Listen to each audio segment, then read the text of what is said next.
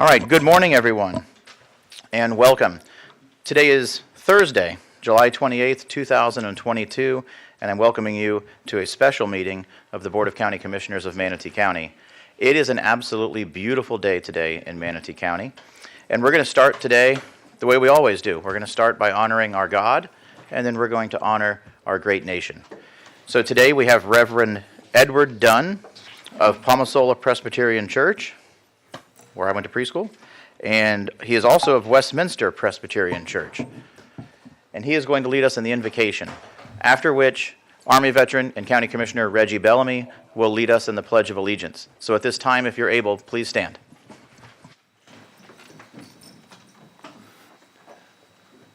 Thank you for the opportunity to be with you this day. Let us join together in prayer.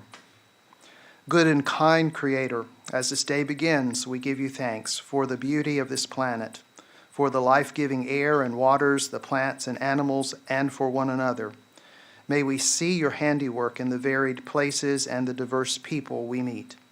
Loving and gracious God, we acknowledge the grace you have given us, and we ask that you would help us to be gracious in our dealings with one another. Almighty God, bless those who meet in this place today, those who hold office in our community, that they may do their work in a spirit of wisdom, kindness, and justice. Give them the wisdom and strength to know and to seek your work and your way, to walk in justice, to know mercy, and to be humbly in their dealings with you and with others. Through Jesus Christ our Lord we pray. Amen.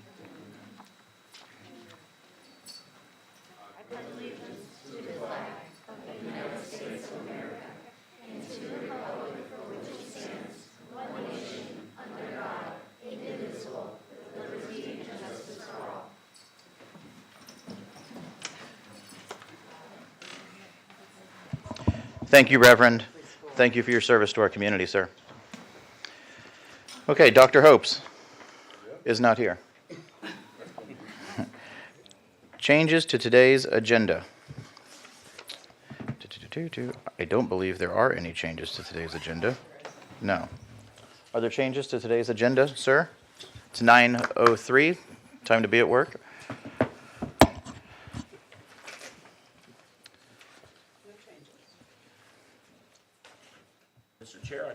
Okay, there are no changes for the agenda today. Commissioner Whitmore is correct.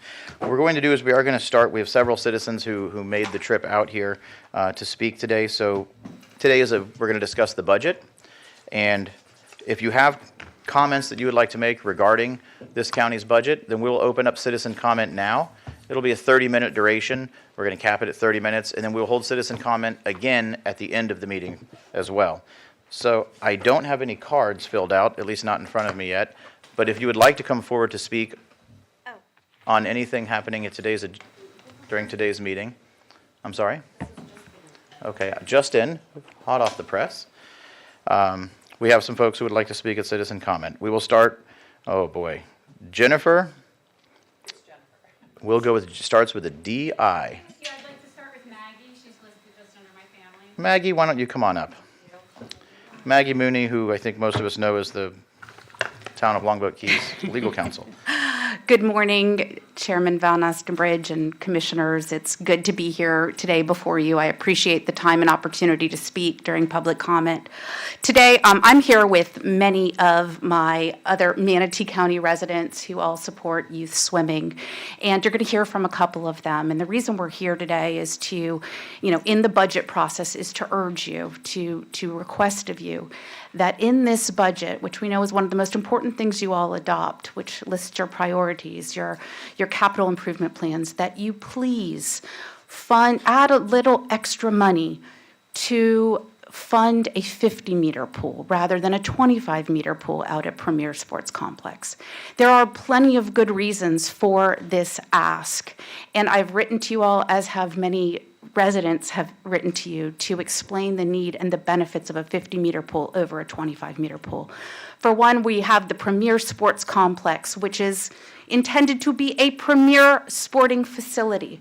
we ask you to please put in a competition size pool, which is a 50-meter pool. That is the standard Olympic size pool. That is the standard for collegiate athletes. And the ask from our sources, from leaders in the construction industry, it tells us that the amount of money that you need to build a 50-meter pool is somewhere in the realm of $1.5 to $1.8 million, greater than what you are already installing. That is, and that statistic comes from Total Aquatics Programming, a corporation who is affiliated with USA Swimming, who builds and designs pools all over the country. I ask you this today, and you're going to hear from other residents who are going to ask this of you, because it will make Manatee County a swim destination. It will bring in tourism dollars. It will afford you all the ability to have a return on this investment in your community and host competitive level swim meets. We have some amazing youth athletes in our community. We have kids and athletes who are nationally ranked. We have kids who are ranked in the state. And right now, they travel exorbitant distances to have access to a 50-meter pool. We kindly ask you and implore you to please add a little extra money and please find the funds, find it in reserves to be able to put this important asset in our community. Thank you for your time. I appreciate it. I'm going to stay under time because I know there's other folks behind me. Appreciate it. Thank you, ma'am. Okay. Now we will go Jennifer, Ava, Derek. That's the order of the board here. Jennifer, Ava, and Derek. So when you get to the podium, please state your first and your last name. You'll have your county of residence, and then you'll have 3 minutes to address the board. Good morning, Manatee County Commissioners. My name is Jennifer G. Pasquale, and I'm a resident of Manatee County, and I've lived here since 2003. 33 clubs, 404 swimmers, 1,680 individual swims, 193 relays, for an approximate 4-day event of $26,000 taken in, plus add in a $10 fee for each swimmer attending this event. This just happened a few weeks ago at our neighboring county in Sarasota for the Florida Age Group Championships for the long course held there. It's safe to assume that roughly 300 of the 408 swimmers were from out of town who traveled and needed accommodations, went out for multiple meals over the 4-day event. You can definitely say that was heads in beds, creating an economic impact down in Sarasota. To quote Commissioner Cruz from November 10th in The Observer, "We need a facility similar to Selby Aquatic Complex that is known for hosting major events." Yes, Commissioner Cruz, this is what our county needs. A 25-yard pool will not be able to accommodate such events. These are the type of events that create economic impact in Manatee County and would put heads in beds and impact sports tourism for us. I have to wonder why Manatee County is the only county on the Gulf Coast without a 50-meter competition pool. I'm asking for your help to make Manatee County a place to hold these meets and to increase the budget and consider this. These are very large events are held multiple times a year as last chance qualifiers and state championships. That is on top of the numerous events at other pools throughout the year. Our surrounding counties of Pinellas, Sarasota, Charlotte, and Lee have these facilities with 50-meter pools. Manatee currently has 110 swimmers who are part of the tsunami team. Whose totals around 250. Many of these swimmers, including my daughter, travel to Sarasota for practice 5 to 6 times a week, but also train for the long course 50-meter, not available to these athletes in Manatee County. I ask that Manatee County support these swimmers, the youth of our county, by increasing the budget and building this 50-meter pool. To quote Commissioner Bowe from the same article, "Dreaming of future swim meets and pickleball tournaments. We need this since yesterday. We're also looking at it from the standpoint to be able to have tournaments at Premier for the swim teams instead of having to go elsewhere." This is exactly what Maggie spoke about. And we know if you put the 50-meter in pool, you will draw the events. Ava, my daughter, has taken to the sport to heart and has been life-changing for her. She only started in November and has placed in the flags meet. She was 3rd in the 100 butterfly, the second time she ever raced this event. She was against the top 10-year-olds in the state. Ava aspires to swim in college and even talks of the Olympics one day. She knows how hard she has to work. Currently, she can't practice in Manatee County to accomplish her goals. I'm asking that you change the budget and allow the county for the 50-meter pool. Thank Thank you, you. ma'am. Ava, and then Derek. All right, some civics lessons today. I like it. So we might need to help her with the microphone. Do we have any staff down there who can help her with the microphone? There we go. Perfect. So Ava, tell us your first and your last name and what county you live in. My name is Ava Pasquale. I live in Manatee County, and I'm here to explain why we needed a 50-meter competition pool in Manatee County. In April, I went to my first long course meet. I took third in the 50-meter butterfly and qualified for the state championships in July to take place in Sarasota. In June, I was one of 3 10-year-old girls from Tsunami who went to the Sharks, including Peyton and my friend Parker. I had no time going in. I took first place and qualified for state championships. I returned to that same pool a month later for the championships and took third in the 100 fly and fifth in the 50 fly. A key to my success is I have been going to Sarasota since April. Every opportunity, I get to train and swim in the 50-meter pool. This upcoming year, we don't have enough pool space or practice time, and at my level, competing for state championships and beyond, we need to practice 5 to 6 times a week. Of Tsunami team members, 100% of the senior level go to college, and 60% of swimmers achieve full or partial college scholarships. Nearly all Tsunami swimmers get Florida Bright Future scholarships. 2 of our swimmers even got scholarships to MIT. My dream is to be an Olympic swimmer. In the Olympics, in an international competition, you swim 50 meters or long course. This is not possible in a 25-meter pool. A new competition pool would mean I would be able to practice full-time in Manatee County. I currently have to travel to Sarasota to practice. Manatee County does not offer a competition pool. You should definitely consider a 50-meter pool competition for our county. Swimming has taught me motivation, dedication, time management, and how to deal with success and loss. I know that the discipline learned in swimming also helps me to maintain my straight A's in school. We have athletes, we have coaches. Please consider giving Manatee County a 50-meter pool. Thank you for your time and consideration. Thank you so much, Ava. That was fantastic. Derek, hard act to follow, sir. Yes, it is. You can adjust the mic if you need. So first, last name, county of residence. You'll have 3 minutes to address the board. Derek DePasquale, and I'm a resident of Manatee County. It's my lovely wife and daughter there. My other daughter's here.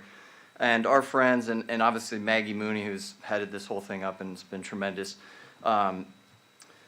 We've lived here since, I think my wife said 2003. I think it's actually 2004. But anyway, we've always found everything we wanted here, the beaches, the weather, world-class facilities for everything. We've finally come across something we don't have, and it's this 50-meter pool. We've been immersed in the sport as of late, and with Ava's recent success, we're dedicated to provide her with whatever we need. And at this point, it's involving driving down to Charlotte for meets, to St. Pete, to Sarasota, because we don't have the competition pool here. So we love doing it, but we'd much rather drive to Manatee County or Premier Sports, which is about 4 miles from our house, to compete. And it would add quite a bit to the county, to the area. We're an international destination. We have world-class rowing. We have some of the best beaches in the country. It really just doesn't make sense to pass up this opportunity when we're already spending money building at this premier facility. We should build something that fits the name and is premier. The state championships that we've attended recently in spring in St. Pete, and then in recently in summer, the Sharks Open, they're making a lot of money. There are people coming in from Manhattan for that meet, from Georgia, from Atlanta, from Michigan. I spoke to a gentleman. I had the opportunity to time at the state championships meet, and you have the best seat in the house. You're sitting down there looking at these world-class athletes compete, swim in the mile. It's inspiring. I spoke to a gentleman who just moved his family to Sarasota. His son's in high school, and they'll train with the Sharks. Part of their decision was because of the opportunity Sarasota presents. A 25-yard, 10-lane pool won't be multifunctional. A competition 50-meter pool allows for activities to occur simultaneously: water aerobics, lap swimming, swim lessons, summer camps. Selby offers a water obstacle course and scuba lessons. They have synchronized swimming teams. These are just some of the activities that a 50-meter pool can accommodate. A 10-lane pool that's currently underway or is planned will not serve this blossoming community. A smaller pool will lack the ability to serve the current growth and needs of Manatee County residents of all ages. We're asking you to consider these factors when voting for the budget of the pool at Premier and Lakewood Ranch. Our Tsunami coach, Ira Klein, recently told us about the Tsunami Signature Meet they hold this year in October. The Tsunami is limited with entries due to limited parking, and this is down at the Arlington Pool. He told us that the club signature meet with the right size venue could be a meet of 800 to 1,000 swimmers. An appropriate size pool for... Okay, you may finish, Yeah, sir. sorry, I'll go quickly here. An appropriate size pool for Premier would allow for Manatee County to host these types of events and collect revenue. These events would put heads in beds, as we've said, and families going out for meals, ice cream, trips to Publix, souvenirs, food, hitting our beaches, Airbnbs. This is sports tourism dollars for our county. There's a sign that hangs in the 50-meter pool facility at Centennial Pool, and if you haven't seen the facilities in Charlotte Park, they're amazing. Centennial is tremendous. We actually love going there. It's beautiful. It would be outstanding to have something similar here. There's a sign that hangs there that reads, an estimated $19,611,674 in annual estimated impact economically for all programs in the fiscal year 2021. Just for this facility, they have two competition pools down there in Charlotte. We have so much more to offer in Manatee. We should be on par with these other surrounding counties. Imagine what Premier Campus could do if we had a 50-meter pool into the plan. My last point's here. The cost difference, Maggie touched on as well. Coach Klein reached out to USA Swimming Vendors, who builds these pools across the country. Total Aquatic Programming, who's the official representative of USA Swimming's facilities, developed an initiative yesterday. They told Coach Klein that an 8-lane, 25-meter pool with bulkhead would run, this is the competition pool, would run $3.8 million for stainless steel, $2.9 million for gunite, and operating costs, including staff, of $700,000 per year. A 10-lane, 25-yard pool would be about $1.8 million for stainless steel, $1.5 million for gunite, with an operating cost, including staff, of $400,000 per year. And just in the one October event that they hold at Arlington, it brings in almost $30,000. That was the state championship. That one weekend brings in almost $30,000, and we were told it's enough to operate that facility, all the costs for about 3 months, just for the one event. And we could do this all year long. People want to come down here, especially in the winter time, and I can imagine colleges, international competitions, high schools, all ages, levels, state championships being held here in Manatee County and creating a tremendous economic impact for our county. Thank you so much. Thank you, sir. Kathy Grady, followed by Annabelle Grady.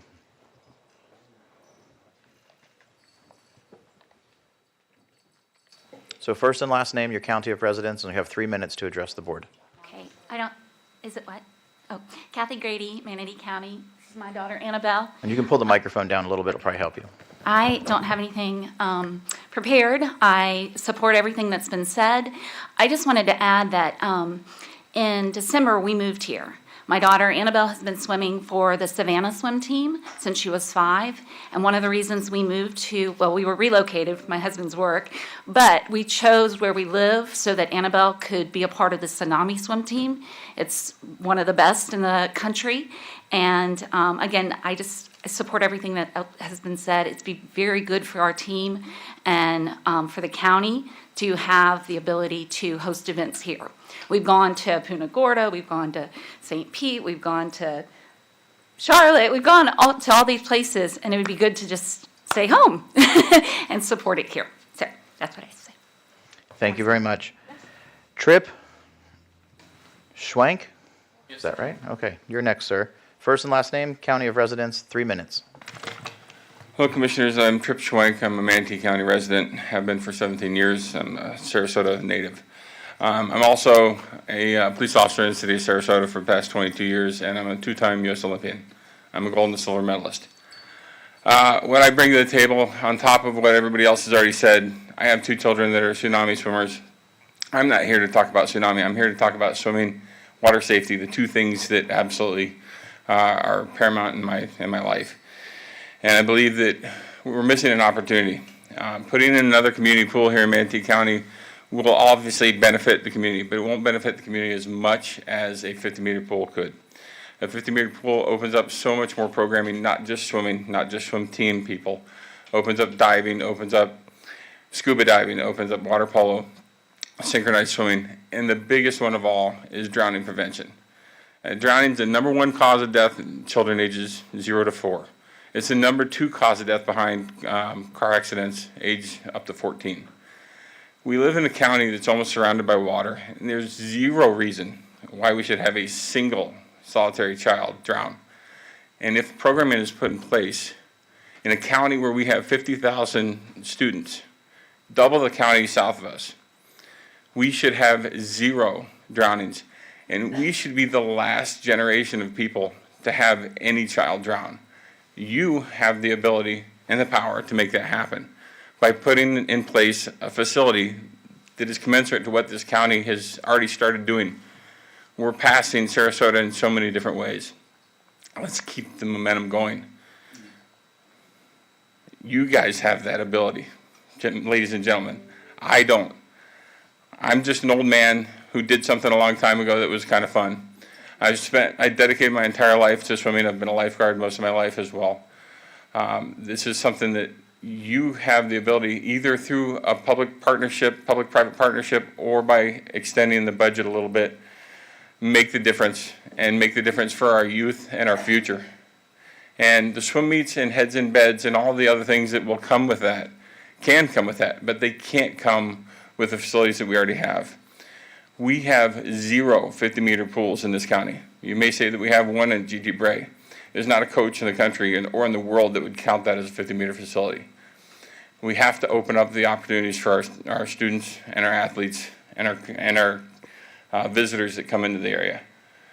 I ask you humbly to make a decision that benefits everyone in Manatee County, and especially our children. Thank you.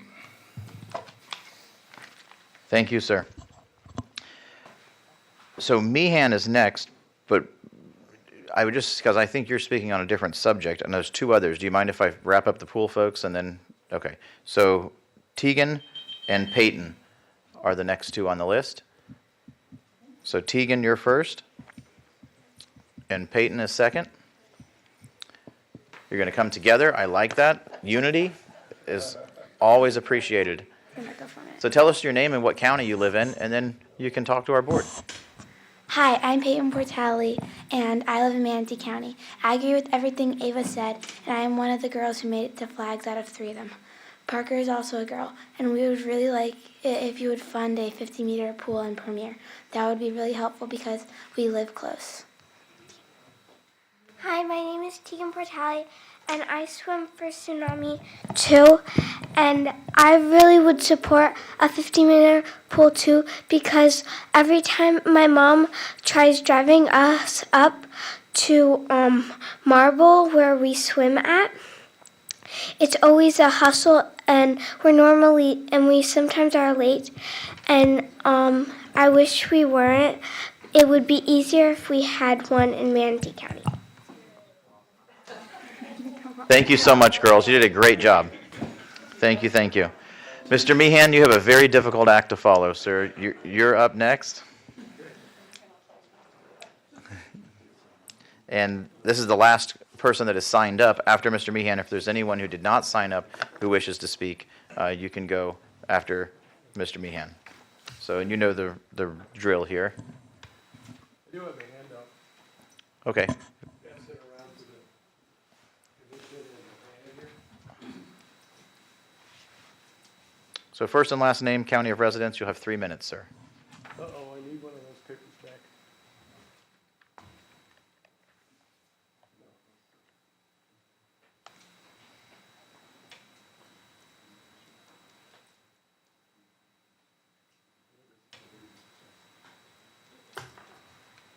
There it is.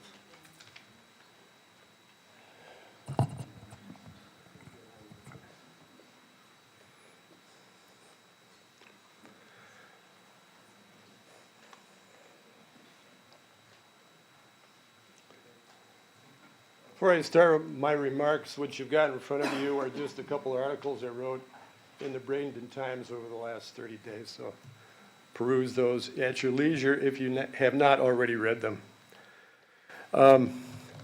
With the pile of money that's on Manatee County's balance sheet right now, you can do just about anything, including the 50-meter pool. Right now, you've got $690.6 million of unrestricted cash as of the latest financial report, which was May. That money has built up over the years because of the huge surpluses that have accumulated since 2017.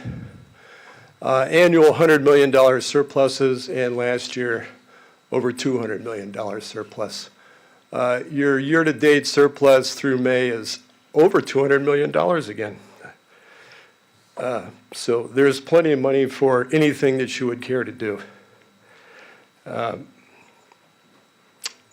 remark on that unrestricted cash, it's $434.7 million above Florida statute, which allows you to have a total of unrestricted cash equal to 30% of that year's appropriation. So you're now $434.7 million above that statutory maximum. My priorities for spending for 23 are as follows.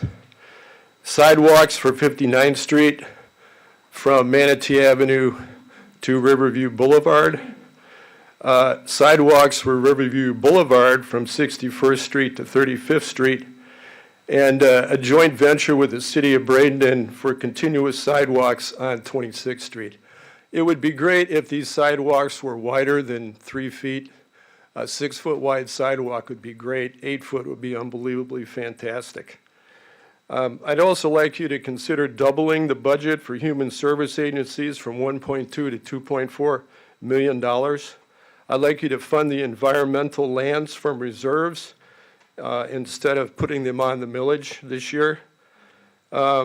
December sewer and water billing holiday, we've talked about that before. That got thrown out last year for reasons unknown to me. A 0.21 millage cut to offset the 3% homestead tax increase. As you know, CPI is 9.1% as of June.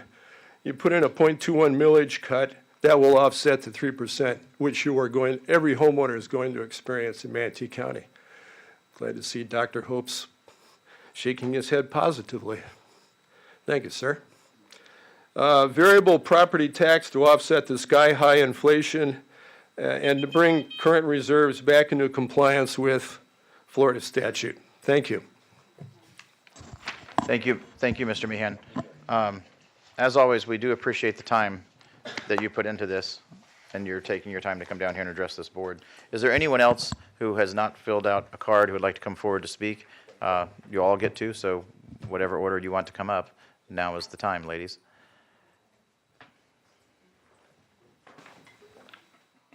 So just state your first and your last name, your county of residence, and you'll have 3 minutes to address the board.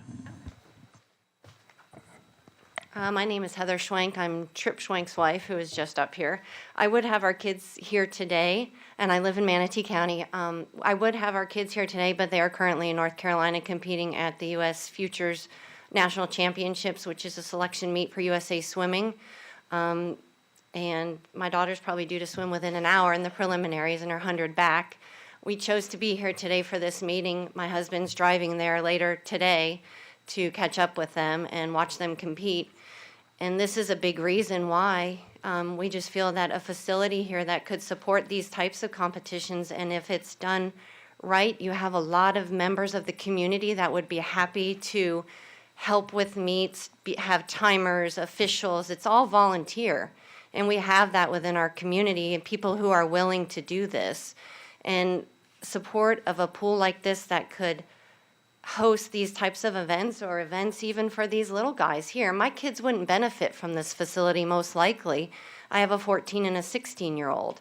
They'll be up and gone before it's potentially even in the works, but it would benefit the younger kids that I see coming up from this community. And I was a swimmer my whole life and a college athlete in swimming. And the tremendous amount of discipline and what I learned from the sport is what I hope for these young kids. And also all the other sports that could participate in a facility like this. Like they've said, water polo, synchronized swimming, diving, things like that that might be there's no opportunities for that even in Sarasota for most of that, as well as the all ages of our community to learn to swim, camps for kids, water aerobics, lap swimming for elderly, middle-aged people like me that are venturing into triathlons and need a place to train, things like that. It would be there for them and for this community. And that's all I had to say. Thank you very much for your time. Thank you, ma'am. With an Olympic medalist father and a college athlete mother who's still doing triathlons, well, I have a feeling your kids are like the rock stars of swimming. Ma'am, come on up with her. Absolutely. So first and last name, your county of residence, and you have 3 minutes. I'm Catherine Gates. I live in Manatee County, and this is my daughter Julia, who's on the Lakewood Ranch Lightning. We moved here last year from Maryland. I was a swimmer my entire life, but I never grew up with the opportunity to swim in a 50-meter pool, ever. I actually didn't even know about them until a couple of years ago because I never had the chance in Maryland. So down here, I think this is such a good opportunity we're sitting on. I don't really have anything like statistic-wise prepared because I know it was already going to be said. So I'm just kind of speaking my own thoughts here. Instead of having to hike over to Bray or Marble, which Bray's, with the amount of time it takes to get to Bray, we could be in Port Charlotte in a meet or something. Just a closer 50-meter pool would be so amazing. It would cut back on driving and wear and tear on our cars, and we're always late. Or someone has to get homework done, so we might have to leave early because we just can't get it all done in one night. And I know it would just be such an asset to our county. You want to say anything, Julia? Yeah. But she would like it too, so a lot. So thank you. All right, thank you so much. Is there anyone else who would like to come forward to speak? So you probably get the drill by now. First and last name, county of residence, 3 minutes. My name is Samantha Presley. I'm from Manatee County. I am a new coach for the Tsunami swim team. Actually, I just got all my credentials finished. And my little brother and sister, Charlie and Parker, are in the back. And they have been swimming for about 9 months now for Tsunami. Charlie is 12 years old, competing in flags. Parker is 10 years old, competing in flags.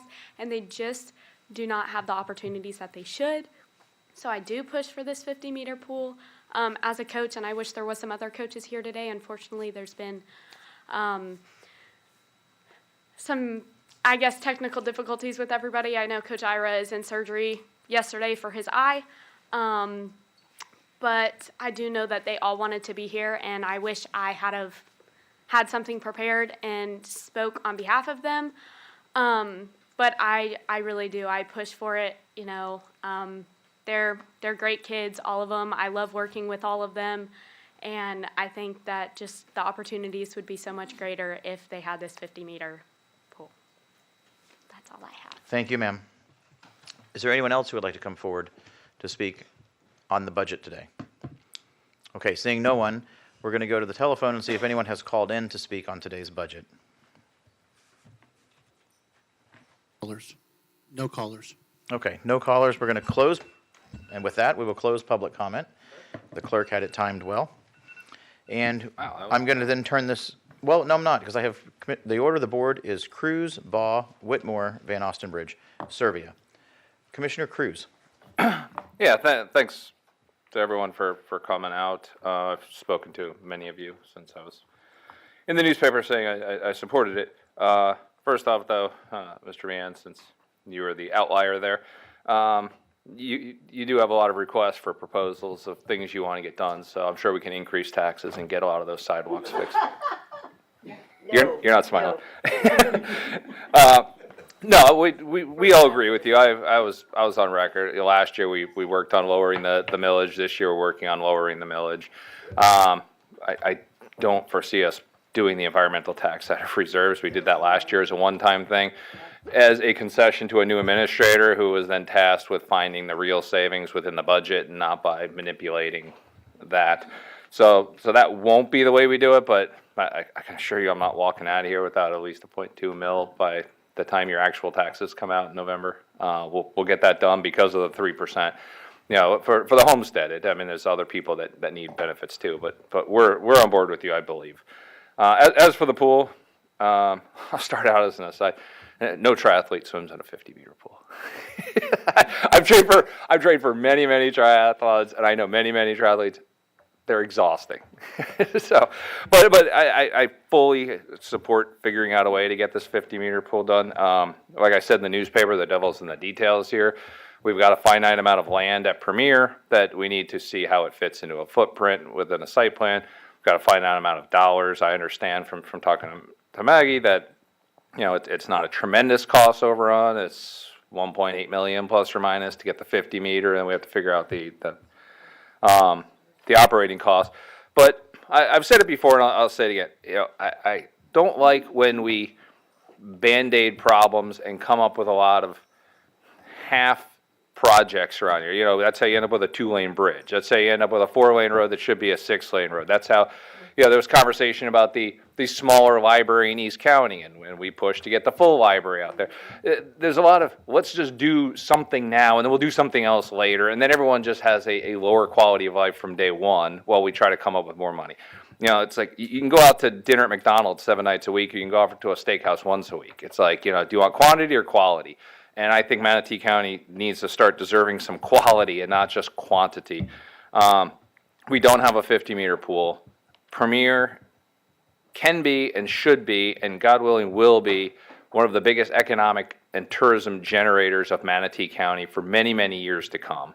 I'd like every aspect of that, from the library to the BMX facility to the soccer fields to the swimming facility, to be world class. I don't want someone to show up and say Manatee County has a lot of average parks. I want people to show up at Premier for their basketball tournament and say, I can't wait to get back out there because, you know, there's a soccer tournament going on, there's a swim meet going on, there's a, you know, you want to wow people with something like Premier, and that's where I'd like to focus our attention, is really doing everything there right from the start. Not later, not eventually, not let's build this and then we'll build this later down the road. No, I want Premier to be a world-class facility because we have IMG, we've got Robinson Preserve, we've got our waterways. Over across the border, we've got Nathan Benderson Park. Nathan Benderson Park's working on their new facility there with the boathouse and all their facilities, and that's something we're going to be competing with or working in conjunction with for even larger tournaments. So I do want the administration to be aware that this is a policy, at least that I, and depending on what the board says, is I would like us to look at our budget, see where the money can come from, have the engineers look at what the additional cost is, what the additional footprint is, because I don't want to do something else halfway, especially at that location. Premier, everything needs to be done properly because that's what we need to market Manatee County for, especially if we're going to start focus on sports medicine and the tourism industry revolving around sports and tournaments, which we see in soccer. It's full every single weekend. And I travel all over the country. My son plays travel ice hockey. My daughter plays travel soccer. We go to some places and it's a lot of average facilities. We're like, it's all right. We go to some locations out in Phoenix and in Dallas and other places, and they're just world-class, amazing facilities. And we leave there saying, let's go back there for another tournament. So, you know, we need to really build that up. I 100% support looking into this and finding a way, if feasible, to make this happen because I don't want to just put in a 25-meter pool if we have the capacity to put in a 50. Thank you, sir. Commissioner Baugh. Thank you. As all of you on this dais knows, Lakewood Ranch, this Premier, is in my district. And I want to give, first of all, a thank you to Commissioner Cruz for everything he just said. I totally agree. But I want to give some history to some of you that maybe haven't been here. I feel like I've been here forever. 10 years. Feels like forever. And and I got to tell you, when you stood there and you talked about an old man, I near about died laughing. Just so you know. My time on this board, I will tell you that when I first got elected in District 4, John Marble Pool was not being used at all. In fact, the county had voted, this board had voted to fill it in with dirt. They wanted to get totally rid of it. Well, the problem is we really didn't have any pools out in East County at all. There were none planned. That was not where the administration and this board at the time thought the need was. So Robin DiSabatino was the commissioner of District 4. She was a great commissioner. And we kind of worked together up on this dais to make sure that we saved the pool at John Marble, which, as you know, has been done. The only problem is, of course, it's very small. And it doesn't really have the lanes that are necessary for good training. So then at that point, we started pushing for Premier.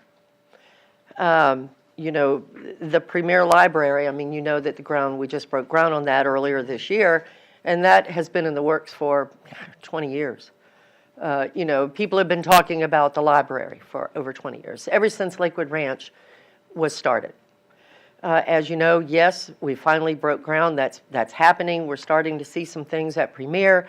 And it's truly because, and I can't emphasize this enough to you, you need to remember this, it is truly because of the new administration and the board.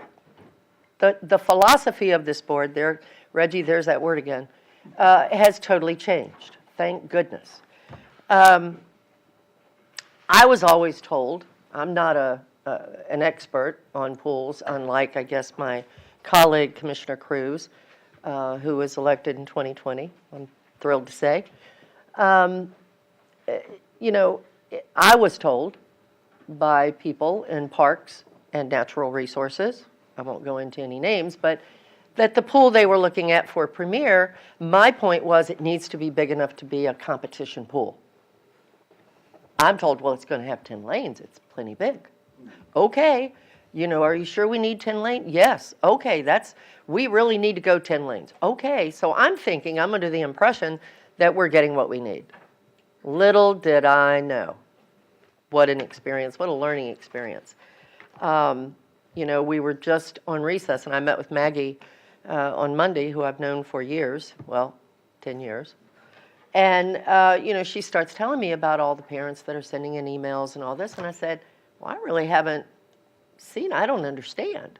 So she's filling me in. Well, lo and behold, ever since then, you can imagine the emails that I've received.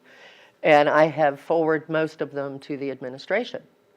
Because today, my plan had been to ask the board, I needed a partner to be able to flag this item to make sure that it's looked at, and we do look at a 50-meter pool.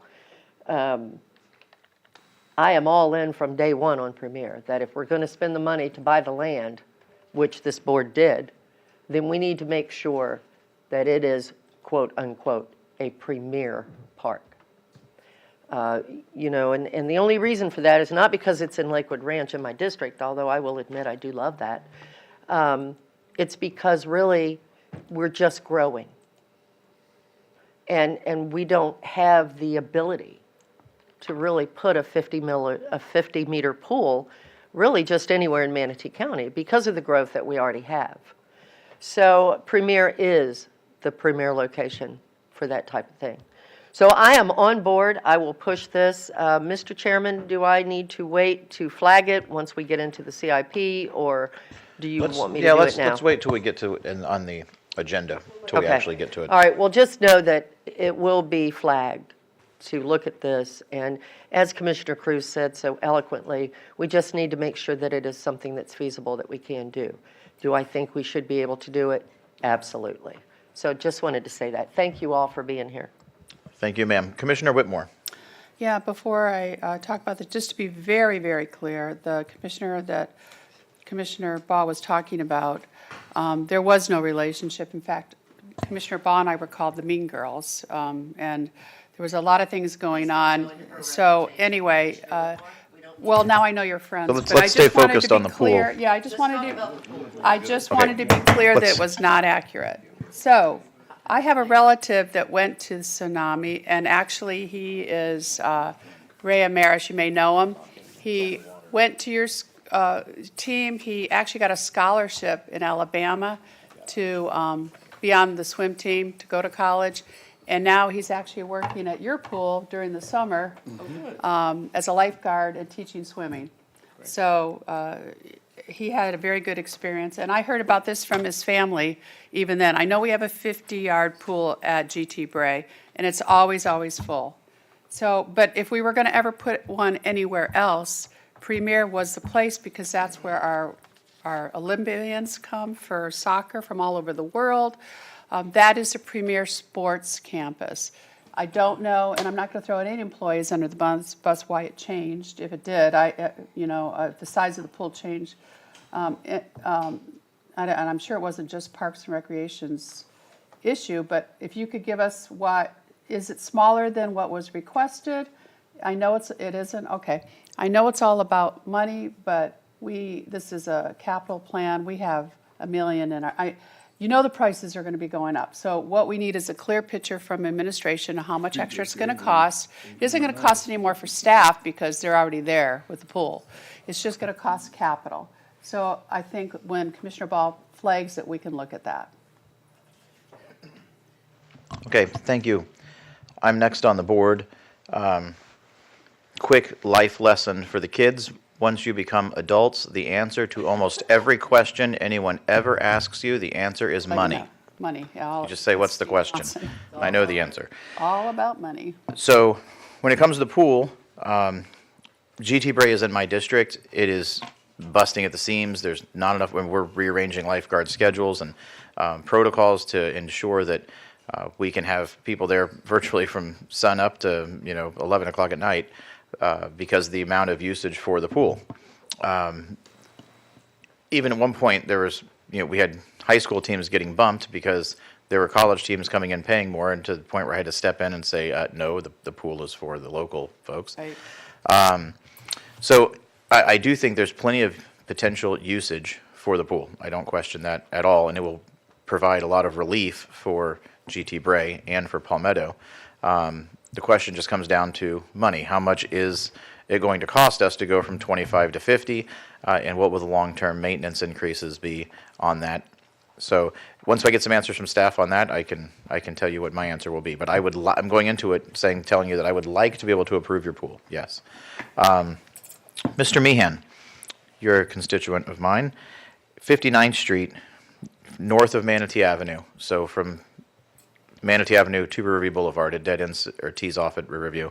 $1.5 million was allocated in last year's budget. Well, it wasn't in the budget, it was allocated. So 59th Street is funded for a sidewalk on the west side of 59th Street. It'll be a 3.5-foot wide sidewalk.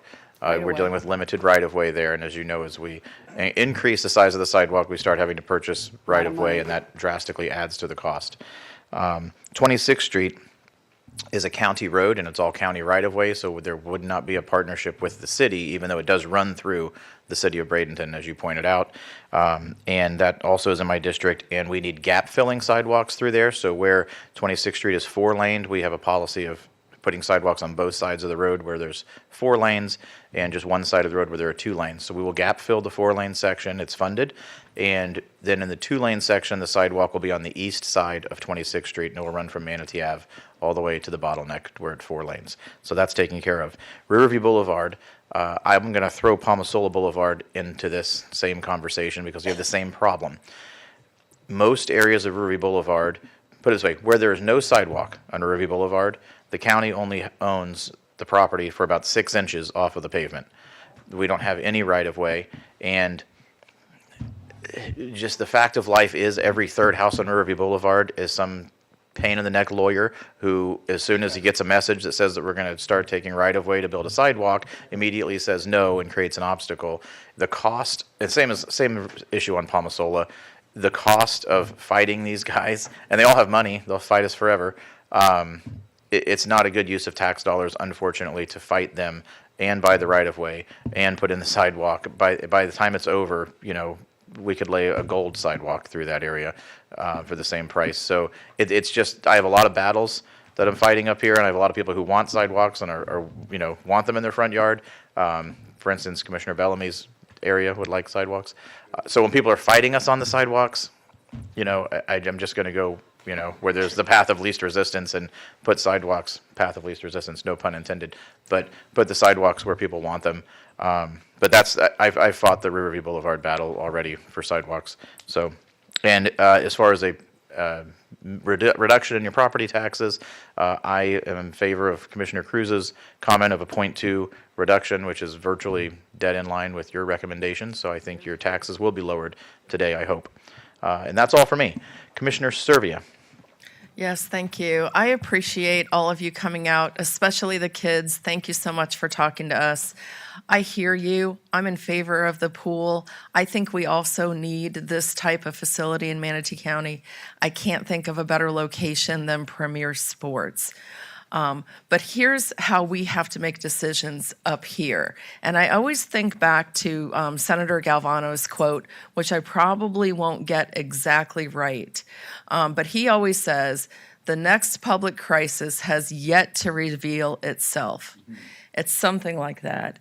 And so what we're responsible for up here is taking in the tax dollars, spending the tax dollars for the community, and along with that, we have to have a buffer, a reserve, a savings account. Think about your own checkbook in case there's an emergency. We can't spend more money than we have without assuming a lot of risk for our taxpayers.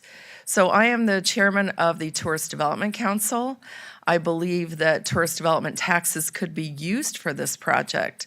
And I'd like to hear about how we can use those taxes, because we're going to be drawing a lot of people from outside of Manatee County to this facility. So it only makes sense that we would use our tourist development tax dollars to build either all of it or a portion of it. For me, I have to have an appropriate balance in our reserves to feel comfortable with the budget. We're very dependent on property values. Property values are very volatile. They are up and down, up and down. We've seen it for years and years. Just look back in history. And now we have debt service, and we have to pay the debt service. We have to have reserves for a rainy day, and we have to provide facilities to the community. We're very vulnerable to hurricanes, tropical storms, and unforeseen disasters like Piney Point that we're dealing with. So what I say to our administration is, yes, I'm going to be in favor of flagging this. Yes, show us where we get the money and how we pay for it, but don't spend down all of our reserves to do it. Instead, I'll be asking that we trade out projects. Maybe we don't do one thing in favor of doing this. And that's sometimes how we have to make decisions up here. But there are some constants in my world. We've got to save for a rainy day, and we've got to pay our debt service. And then everything else we work out up here. I appreciate Mr. Meehan always coming here. He does not have the correct analysis on how much money we have in the budget, and our clerk of the court has told him that for years. But I do appreciate your analysis. It's just not correct. So we don't have an unlimited amount of money, but I'm here to try and make the premier pool the way that you guys want it. Just let's decide how we're going to do it. Thank you. Thank you, ma'am. Commissioner Bellamy. I'm excited to see that my microphone was not working. I'm excited to see. It's working now, sir. I'm excited to see the youth down here getting in a civics lesson in advocating for what you want and what you believe in. I think that is so important. I'll speak about the sidewalks. Kevin and I are not fighting. We just want to make sure we do whatever we can do to serve our community, and we're great friends. And I do think all of us have sidewalk needs in all of our district, and we're passionate about making sure we serve our people. As far as the tax cut, George does a great job of, bringing those financial analysis into us and doing what we think is best from that. So I'll be on board with that next presentation. Now, about the pool, from my perspective, when I first became a county commissioner, the Lincoln Park pool came up, and I recommended to the current board at that time that we think outside the box and have it an area that's going to draw people. And 3 years later, we're very successful with that. And I'm thankful for the previous board and the current board that allowing us to get where we are with the Lincoln Pool. When the Premier Park, plan came up, I immediately advocated for 3 full-length basketball courts and wanted it hardened so we could be prepared just in case there is a hurricane or something to that nature. As far as the pool, I just reached and spoke with the county administrator about the Tourist Development Council. But again, we need to think outside the box. And here's the reason why. I have a sports background, and I know the economic revenue that can come in with swim meets or basketball tournaments or volleyball tournaments. And I think we need to look at this as an opportunity to make premier, as Commissioner Ball just recently stated. So I'm excited about it, but I've learned up here, like they always say, the devil's in the details. You all have some information with about $1.2 million that it would increase. And unfortunately, we got something over here that's about $8 million that can increase, unless I misread that. Unless I misread it. But I can tell you this right here. It seems like this board is committed to making sure that we look at this from a different focus lens and we put Premier on the map as we should. As we should put Premier on the map and use it to draw people to Manatee County. And then again, that impacts our tax base. So obviously, I'll be on board. Thank you, sir. Dr. Hopes, and then it's Baugh and Satcher. Thank you, Mr. Chair and Commissioners, and really to the students and the parents that came out. I too appreciate you being here because I can actually put a face with a name because I've been dealing with swimming pool issues since I was on the school board in these swim teams, and they sort of followed me when I came over and joined this illustrious team. Here's the good news. The good news is the figures that I got late yesterday is that to go from the 25-meter pool to a 50-meter pool is about $770,250. So I'm pretty sure I can come up with that. I too, and it's unfortunate Mrs. Mooney walked out because she's been one of the strongest advocates fighting your cause. I too was a college athlete. In Florida, I grew up in Texas, but I played college tennis in Florida, and I would not have gotten to that point had I not had access to tennis courts. And not that I recommend this to the youth, but I was fortunate enough to be able to sneak out of the house at 2 o'clock in the morning when I couldn't sleep and turn on the lights at the tennis court in our neighborhood and hit tennis balls. And it makes a difference. So here's what I believe we need at Premier. Definitely the 50-meter pool. It is Premier, and Commissioner Cruz and I have been working together on a number of projects in Premier that will follow the nomenclature of something that's Premier. But the more I think about this, and I apologize to Mrs. Mooney, because when this issue came up some months ago, I relied on staff, and I will tell you that with the board's support, we're changing the way the county approaches parks and recreation with a focus on competitive facilities across the county. But just for the thinking, and this is where the $8 million comes in, I believe, based on the research that I've done and speaking with Elliot and looking at some of these other facilities around the country, that really at Premier, for it to be competitive, we need both a 25-meter pool, a warm-up pool, we need a 50-meter pool, and we need a therapy pool. And if we have all that on that complex, I believe people won't be talking about going to Charlotte County. They won't be talking about going to Orange County. They'll be talking about going to Premier in Lakewood Ranch, the fastest growing community in the country. Yes. So, and just to put it in perspective, should the board approve the capital improvement plan, we're looking at a fiscal year 23. I'm not saying immediately, a fiscal year 23-27 capital improvement plan of a little over $2.2 billion. But I'm just throwing it out there. But at any rate, I am 100% confident that the CFO will help me find $770,000 to take that to a 50-meter pool in this design. The timing was perfect because the thing's already in design. So I'm glad that the community has come out and spoken with their elected officials, who will then tell me what to do. Thank you. Okay. Next on the board is Commissioner Baugh. Commissioner Baugh, I would advise you to make sure that it's a pool. Make sure the appropriate palm trees are around your pool. I don't have to worry about that. It's not GT Bray. Those would be royal palms. Those would be royal palms. It's an inside joke from GT And no Bray. dirt. It has to be sodded too. After all, it is premier. We headed into a grand opening and there were practically weeds surrounding my pickleball courts, but we got it changed quickly. Staff did a great job. Commissioner Baugh. Well, I really appreciate the comments, County Administrator, and I fully support it.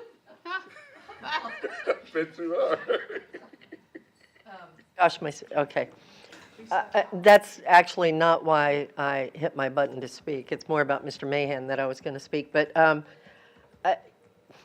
thank you. It's about time. I mean, I do appreciate it. Lakewood, well, you know, that's the thing, isn't it? Have you seen pickleball? Yeah, really. Do you really want to go there with me today, Kevin? I don't think so.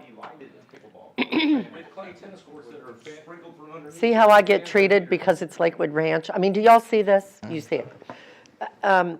Actually, one of the things I was going to say, all jokes aside, was that, you know, Lakewood Ranch takes a beating a lot. And trust me, I deal with it almost every day in one way or another. And it's because it's Lakewood Ranch. I mean, we're very fortunate to live where we do and to be in a development that's just coming about into its own, and it's been very successful. And Premier is just, you know, going to be wonderful once it's built out. There's a lot of things that, you know, is going to be forthcoming.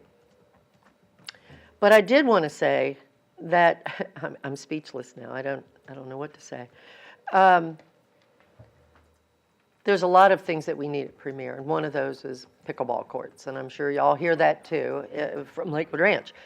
So the problem is, of course, is that Lakewood Ranch gets pounded by some of our citizens in Manatee, but when it comes to taxes and CDD fees and HOA fees and everything else, a lot of what we have in Lakewood Ranch, the residents that own property, we do pay for it.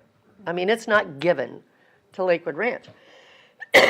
Nor a lot of people feel that a lot of times Lakewood Ranch gets something because its money's taken from other areas in Manatee, and that's not true. We hold our own, we pay for our own, we pay for what we have, and that's the way it should be. But what I really wanted to talk about, Mr. Mahan, was your comments, because I know in talking to the county administrator, I'm just going to go ahead and bring this out. Yesterday, I've had some conversation because I know it looks like we got a ton of money in surplus. And we do. There's no doubt. We do. We have ample reserves. I mean, I think it's amazing that we even talk about that up on this board. But the thing of it is, we have a lot of projects that we need to do as well. A lot of projects that should have been done a long time ago that weren't. And unfortunately, with the economy that we're in today, with inflation, I'm not going to say why, you know, it's a problem. I mean, the costs are going up rapidly for projects. So that is an issue.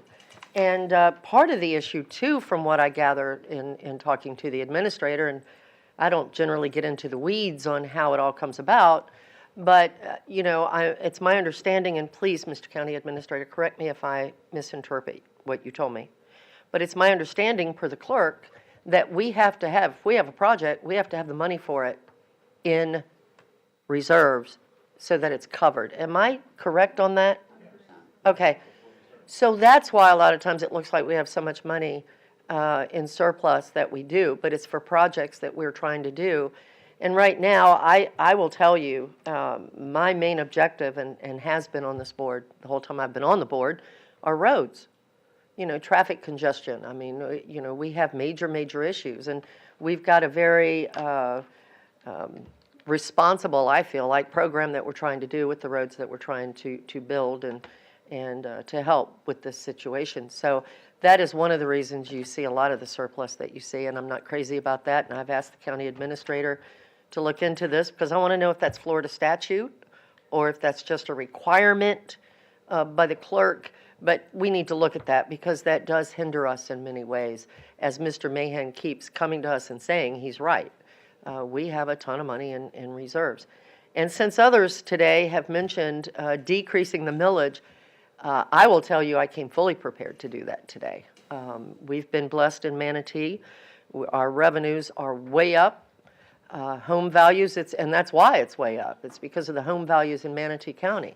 Of course, then we also have the problem of affordable housing for workforce housing, whichever you want to call it, to make sure that we have the personnel in Manatee that we need for the quality of life we want for our citizens, which is all of Manatee County, not just Lakewood Ranch. So I've said everything that I can think of, but Mr. County Administrator, I do appreciate your comments. Thank you, sir.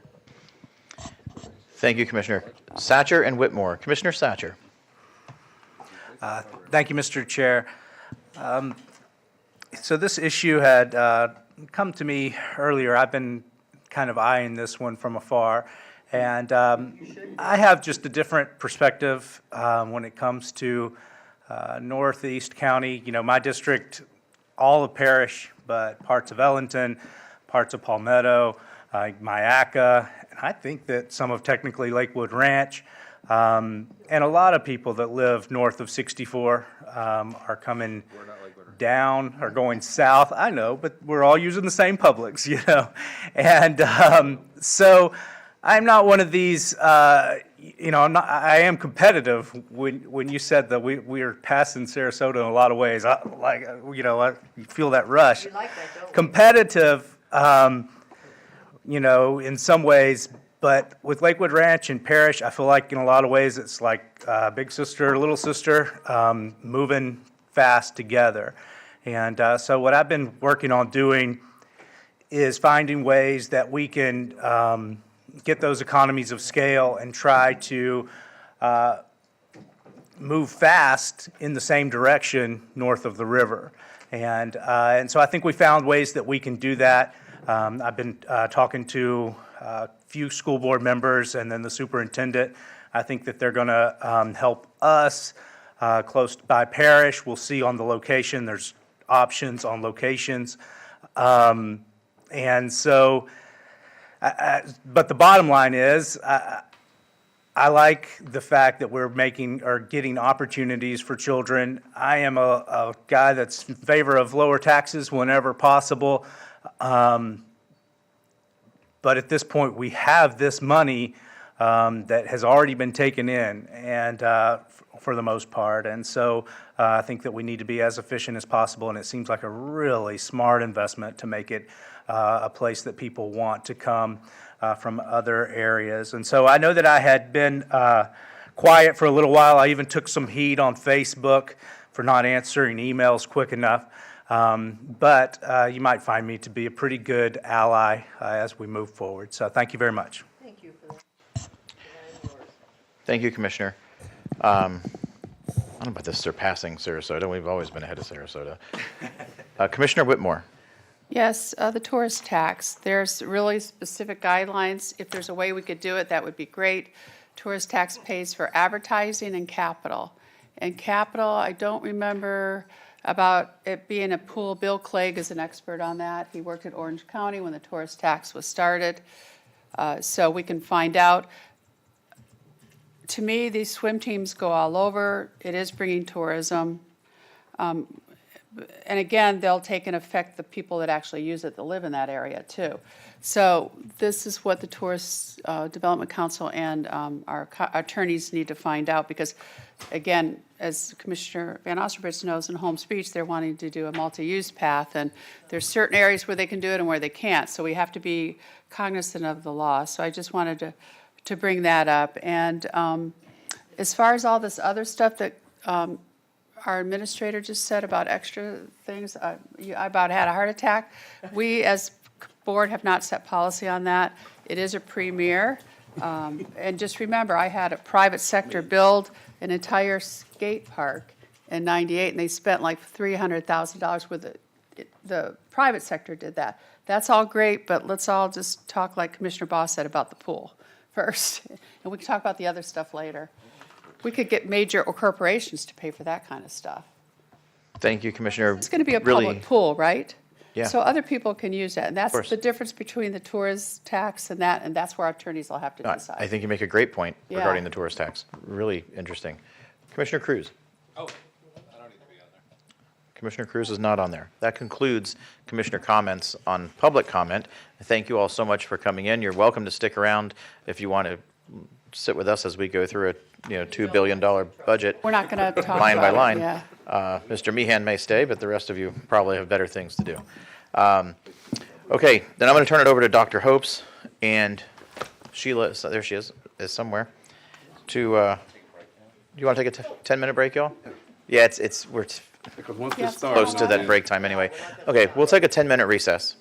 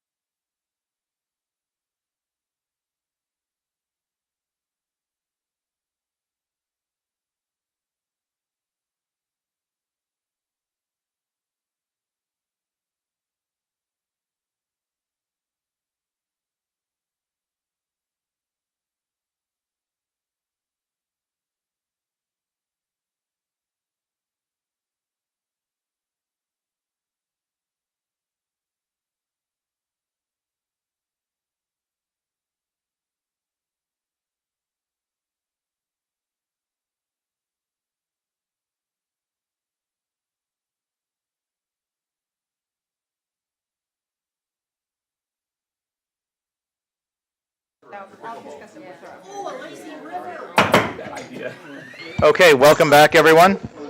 We are here in a special meeting of the Board of County Commissioners of Manatee County, and this meeting is specifically geared towards our budget for next year. And we're going to turn this over then to Sheila McLean, who is our CFO. Go ahead, chair spoken. Good morning, Commissioners. This is Sheila McLean. Just move the whole thing closer. There you go. Okay, now we're good now.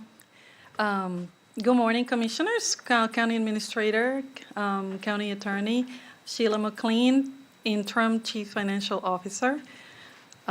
Today I am here to present to you it's a budget reconciliation meeting to present to you the changes and the impact in the July 1st certification. So in the last meeting on June 8th, I had explained to you, I brought forward the recommended budget. But now I am bringing you, after the property appraiser have done their July 1st certification of assessed values, we have reassessed the ad valorem taxes and other significant impacts that are associated with this increase. Yes, it was an increase, and I will be talking about it shortly. But I also want to start with kind of like giving you a little bit of the order of how this presentation is going to go about. So first, I'm going to talk about the impacts of the July 1st certification, secondly, followed by the capital improvement plan, what has changed in that aspect, and then following by the millage reduction consideration from the county administrator to the board. All right. So by starting today, I'm going to start with the truth in millage. And why is this so important? This one is the one that gives us our ad valorem taxes. Truth in millage is a process that is required by Florida statute 129. And then it starts on July 1st. On July 1st, the certification from the property appraiser on the assessed values gives us the right to now know how much ad valorem taxes are we going to be receiving. So then with that, we have to then go and in our system and adjust all of our ad valorem taxes and come to you and tell you what are the assessed values and what is the impact percentage-wise on our assessed values and what's then now the next step to the proposed budget. After the July certification, then the next step on the TRIM process, on the truth in millage process, is that you will come, and this is the step that we're taking now, you will come and you will certify and adopt the motion to set the proposed millage rates. And then I will come forward, if there is a consideration to reduction of the millage, I will come forward with the changes from that in the September 7th public hearing, and I will tell you all that has changed as well, and then you will move towards adoption of the budget. I'm also going to talk about the reconciling items that we had discussed on the June 8th meeting, items that you had pulled, items that the board has approved during the process of amendment that has impacted in a recurring basis the FY23 budget. With that said, the total proposed budget for FY23 is the gross budget is $1,890,879,270.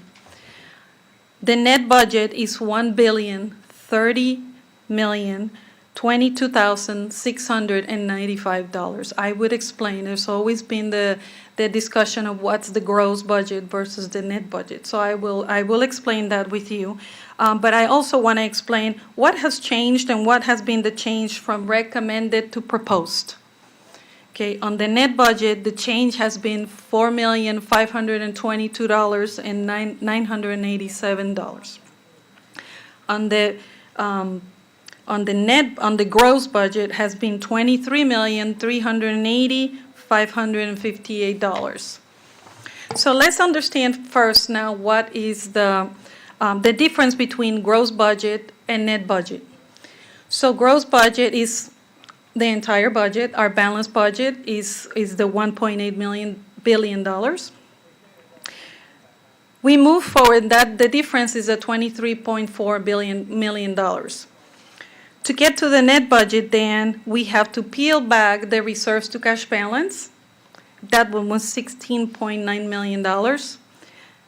And the transfers, because the transfers are more like internal transactions. You're giving it from one hand to put it in the other. So really, it's not like an outside transaction, or it does not affect cash as a whole.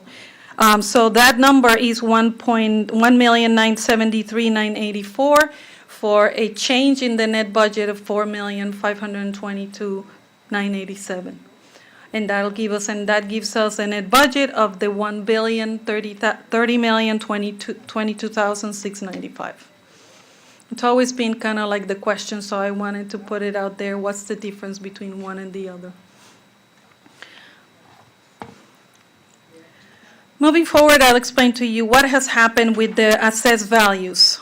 The recommended budget, we brought to you a recommended estimated number of 10% increase in the assessed values. Now, with the July 1st property appraiser estimated number, the increase has been to 17.64% on the countywide millage, which is an increase of 7.64% on our ad valorem taxes and assessed values. Okay. Then on the unincorporated MSTU, the increase was to 17.95, which is an increase from the recommended of 7.95%. And in the Palmer MSTU, which is a different type of assessed values on those properties in that area, the July 1st certification was 11.5 with an increase of 1.5 from the recommended budget. So I have to say that the Save Our Homes cap for the tax roll on 2022's tax roll, which is 2023, reflected in 2023's budget, is 3%. Every year, this changes based on this you call it the. I lost it. I'll come back. It's 3 on the CPI. I'm sorry. It was 1.4 last year. This year is 3. The cap to the Save Our Homes is 3%. So we have maxed. We are totally maxed this year. So what has changed in the recommended? Let's talk about the items that have actually caused an impact into the proposed. So obviously it was the ad valorem, and the impact on it was a total of on the revenue side, the impact was a total of 23.3, like I had stated before. Of that, only 21.4 was in ad valorem.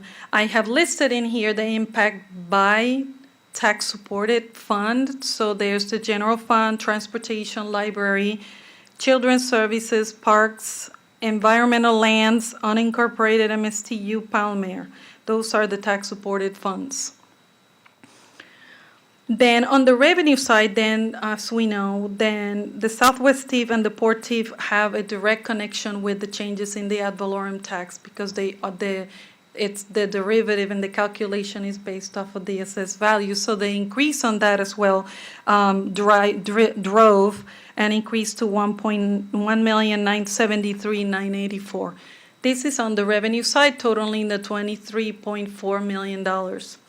On the expense side, now,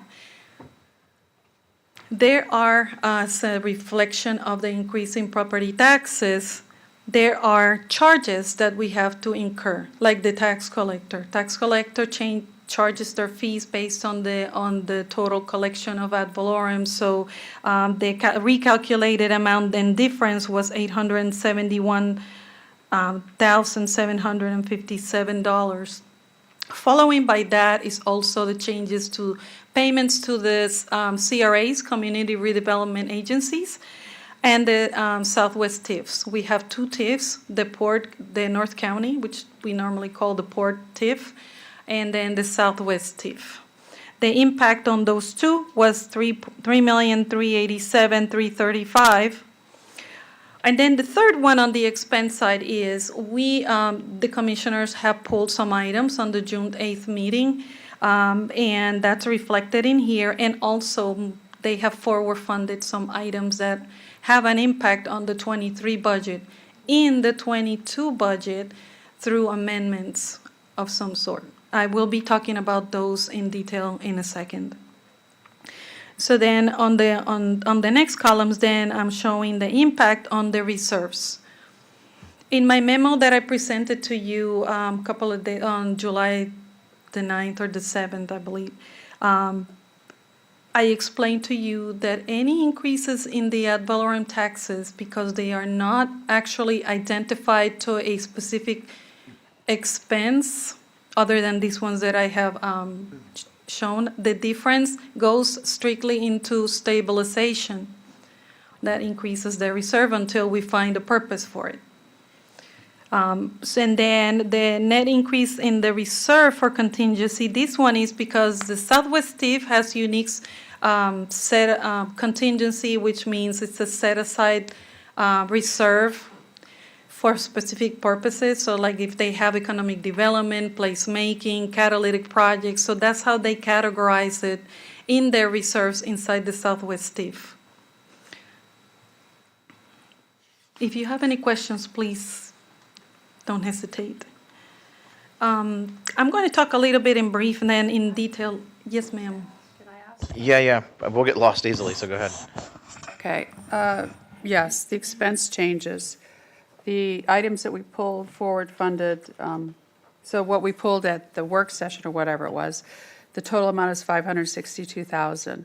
$402,000, you said it was, but it wasn't specific. I mean, $60,000, that was actually me pulling that one. And then the telecommunications, that I think that was maybe the 911.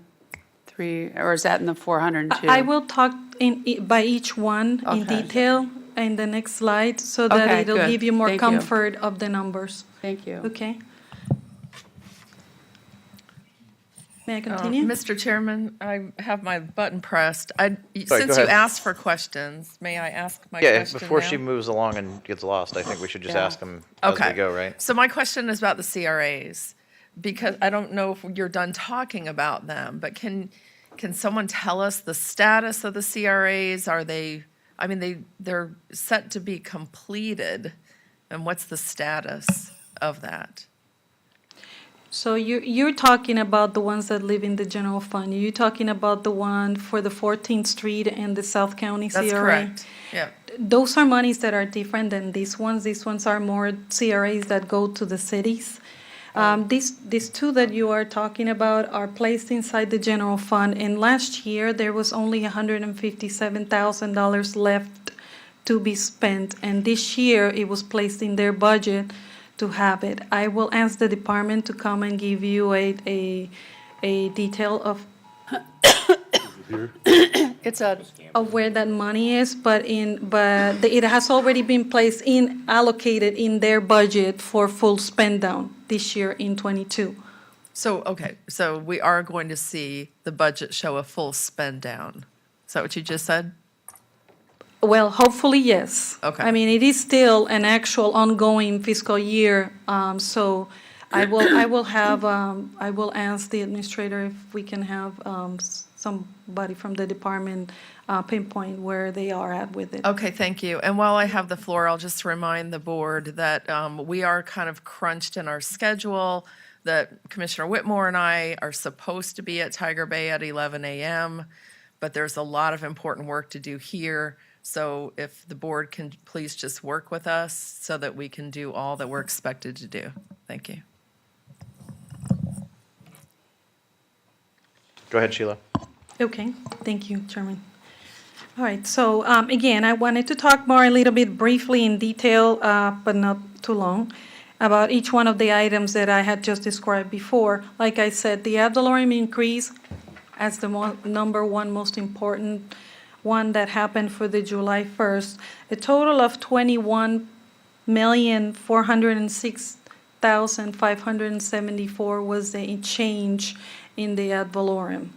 As you can see, it's defined in each one of those tax-supported funds. And then the general fund is the one that took the major because they have the higher of the assessed values for that increase of $15.6 million.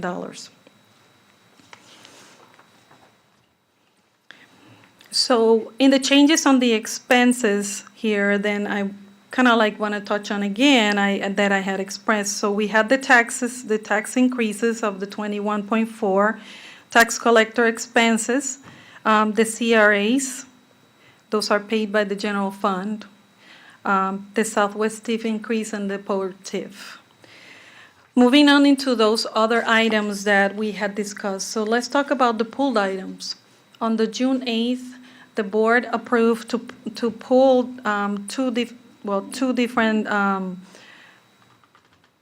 five different items, to be brought forward with full funding. And those are reflected in this list. The pulled items were the funding of 4 public safety 911 telecommunicators. Those were funded under the general fund. Commissioner Servia was the first one to pull it. Commissioner Whitmore was the one to second it. It's an impact to the general fund of 4 new FTEs with a total cost of $302,372. The other item that got pulled was the artificial construction. This one was an additional cost to the program that already exists for a total amount of $60,000. It's impacted in the Parks and Recreation Fund. Mr. Chair? Ma'am? You and I both pulled this, Mr. Chair, but it was artificial reef construction, and then there was and I called you during the break, there was a position. Correct. That I forgot, if I don't put the position there, you can do all the construction you want. We have to have somebody to monitor. Is that in here? Because it doesn't look like it. So I called the department and I called Danielle Geyer and she confirmed they already have this person that you are identifying that it's not in the budget, it was unfunded. It's not necessarily the person that would have monitored this program. They already have a person in place monitoring the program. Like I said, that $60,000 is an addition to the program, not a new program being added. So it's already existing and somebody already monitors it. So this person in the unfunded position is not that person to monitor that program. And I just have a question. Since we've already split up parks and Charlie's in charge of preserves now, and right now we don't have somebody over parks, but is artificial reef really parks? I'm just Probably natural curious. resources, I would think. Dr. Hopes? That's what I would think. Well, it says parks here. We may want to change it then. Yeah. Keep in mind that once the budget's done, Right. then all of these transfers will be Okay. done because the clerk has to, there's Right. there's work in the background. So it's showing up in the existing financial What the key is. account. The key, correct. Yes. Keys. Yeah, because these people are divers. They're out in the Gulf. Right. Okay, thanks. Okay, go ahead, Sheila. All right, so again, I'm showing you on these ones, even reiterating the 2 items as you saw them in the report that we gave you on the June 8th. Now they are showing as funded. It's just showing you how they are showing in our system as funded items now. Moving along on the slide number 13, we have the forward funded items in FY22. So these 2 items were brought to the board on a board meeting, and was approved by the board to bring those positions in place. The clinical supervisor under the public safety department for a total amount of $100,391 was added. As you can see, I placed the recommended version and the proposed version, so you can see the change that happened from unfunded to funded. Then the second one that you see on page 14 was the other impact on the telecommunications services center. The board approved for them to have an additional senior IT specialist. This one is going to assist with the new implementation of the site as well as other telecommunication aspects of IT. That was for a total amount of $99,773. So moving forward, I want to talk to you a little bit about the millage rates, or a lot about the millage rates. So right now, as proposed in the FY23 millage, the millage on the countywide operating is 6.5326. It has not changed from the recommended at this point. But as per TRIM guidelines, now that we have certified to the Department of Revenue, now we have set a maximum millage, which means that we can go lower, but we cannot go higher. And I know that is not the intent of the board, to go higher. Mr. Chair, on that? This Commissioner makes me Whitmore. nervous when we go up. When I first started here, the millage was over 7, and we finally brought it down to 6, and now I guess after we talk, if we decide to lower the millage, it will go down below 7, right? Okay, because this bothers me when I see the Yes. 7. This gives me a flashback when we had money and we're spending it like drunken sailors. Okay. Okay, thank you, Commissioner Whitmore. I haven't So seen to- it this high in a long time. To give you a summary of the millage and what it was before, I'm showing you the millage as it was recommended, and then the millage as it was adopted in fiscal year 2022. It just gives you a little bit of a background. So with that said, I want to talk about reserves. So these are the total reserves that we have. On the recommended, we have $704 million that I had told you before. Now we have a total reserves of $659,733, a change of $18.6 million. Now, I want to talk a little bit about each one so the understanding is there of what each one represents again, reiterating what we have already said. The reserve contingency, which is also called as set-aside reserves, are things that have been identified for a specific purpose but yet have not been defined in specific cost. So it was placed in service for the purposes designated. So that's the contingency reserve. On page number 20, you will see that the reserve for contingency is $41,469,696.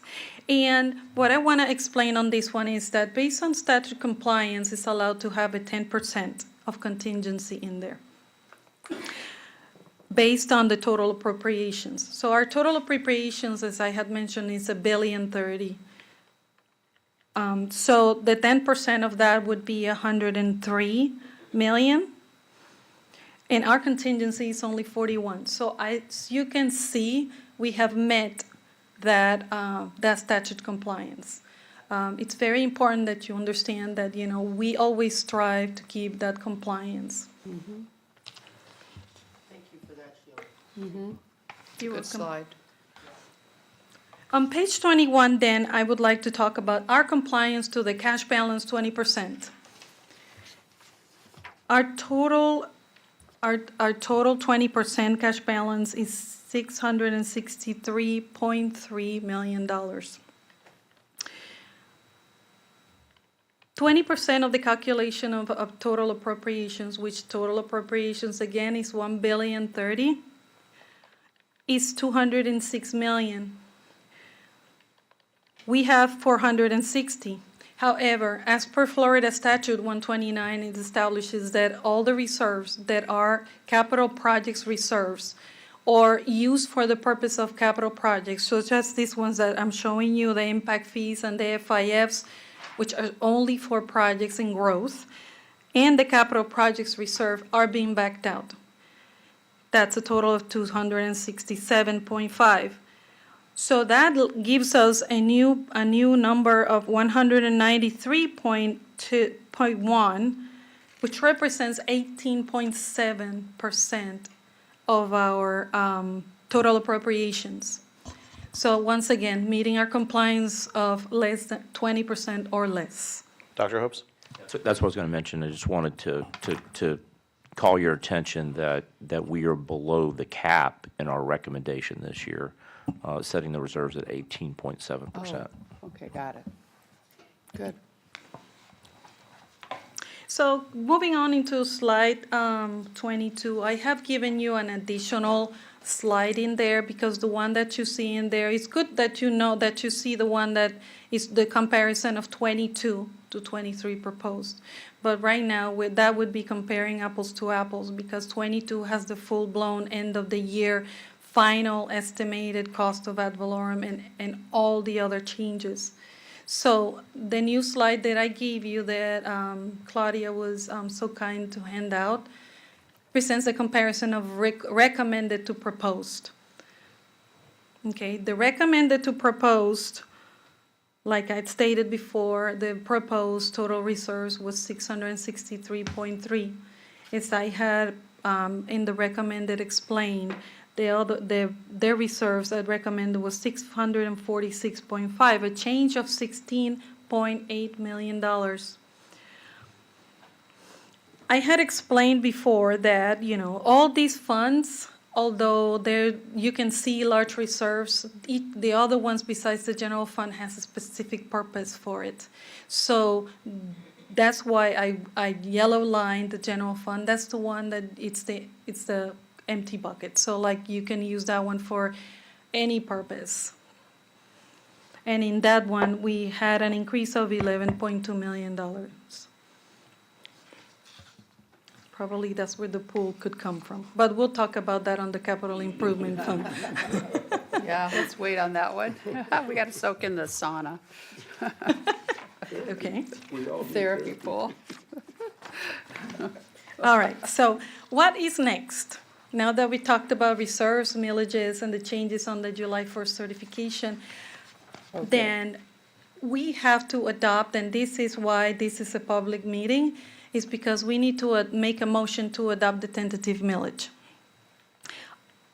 So any changes, like I stated before, any changes to the millage will come towards adoption. So on the September 7th, if your consideration is to lower the millage, I will bring it forward on the September 7th. This is all your changes, and the new millage, based on your considered reduction, is this. Okay. At that point, I will bring resolutions and everything to you with all those reduction in millage. Then, on the trim process, again, I'm stating this very important because it's such an important process to follow. What is going to happen after you set the tentative millage? I will let the property appraiser know, and he will start sending and printing out the trim notices to all the. This will present a proposed notice, and this will serve as our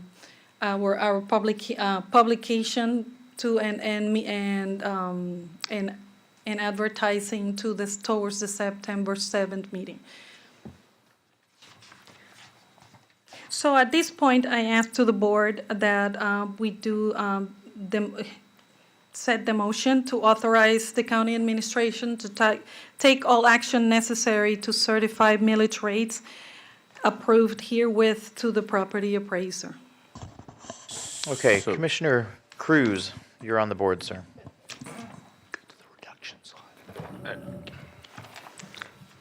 Yeah, there's zero chance we're keeping it where it is, because that's just gonna cost people money. When the tax rolls came out July 1st, I immediately opened them all up and went through them and sent an email to Dr. Hopes and said, there's no chance we're increasing the millage by 0.15. Just, I understand the environmental thing, but we're not increasing taxes. We're lowering taxes and right-sizing this government.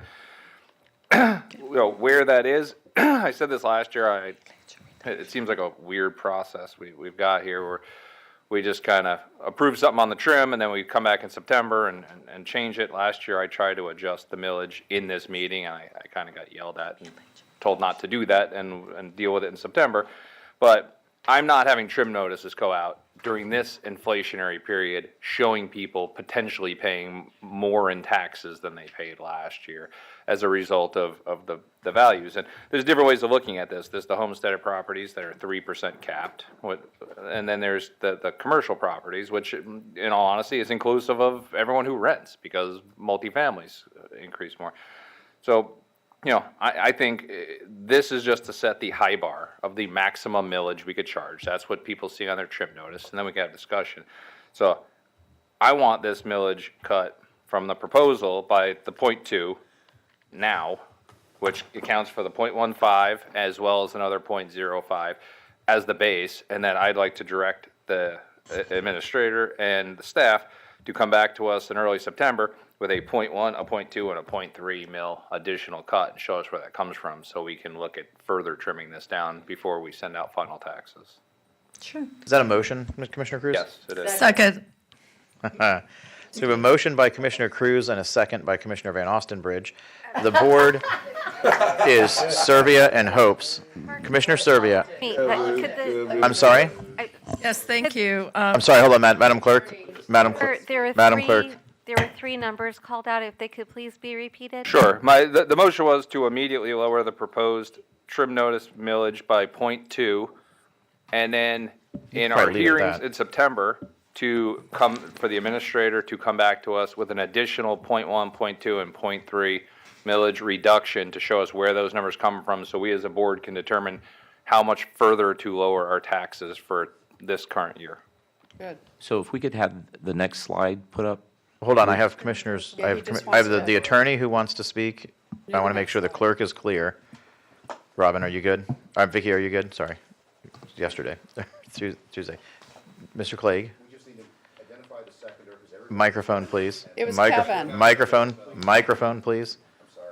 Okay, I did identify the seconder. And then make sure they agree with the restatement of And I Commissioner agree, and I Cruz's. do agree with the statement that Cruz made. Thank you, sir. Okay, Commissioner Servia. Yes, thank you, and I appreciate the chairman taking his objective and canceling out the seconds and taking it himself, but that's fine. I We wasn't have entertaining to- seconds at that time. We do have to lower taxes. This board is 100% in agreement on that because of property values. People cannot afford to live. So I think that that's going to be an easy thing to do today. But what I want to make sure that I understand, and I don't have to hear it today, it can be in the future, please let us know, in the general fund and the reserves, we have set-asides for our debt service. We have set-asides for the projects that are already scheduled that we know are all coming in over budget. I mean, I want a clear understanding of how much money is in the reserves to support all of those extra expenses that we're going to have and still have the reserves that we need in an emergency or a crisis. I just want to make that clear that I need that. Not right now, but sometime. Thank you, Commissioner. Commissioner Whitmore. Yeah, and I, in my newspaper, my city is raised, well, they're keeping their millage at 2.5. And my fire district is increasing our millage, and so, and nobody goes to those meetings, unfortunately.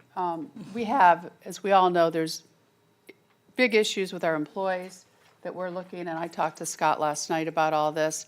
There are some things that we'll all be talking about very soon, and whatever we decide to do, those are recurring expenses of what we're talking about.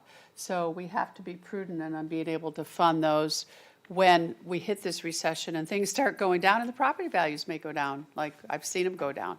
So we have to be conservative. And, and where I live, and I'm sure in Commissioner Baugh's district, I heard way years ago that some people paid like $20,000 just for the CDD fees every year. It's ridiculous. Just for their CDD fees. I talked to somebody, she showed me her bill years ago. It was all within the development, so they do pay their way. And in all due respect to Commissioner Van Ostenbridge, because of all the growth for all these years, the other side has gotten tired, and that's why you're seeing what you're seeing today. But yeah, we got to be cognizant of what's coming ahead.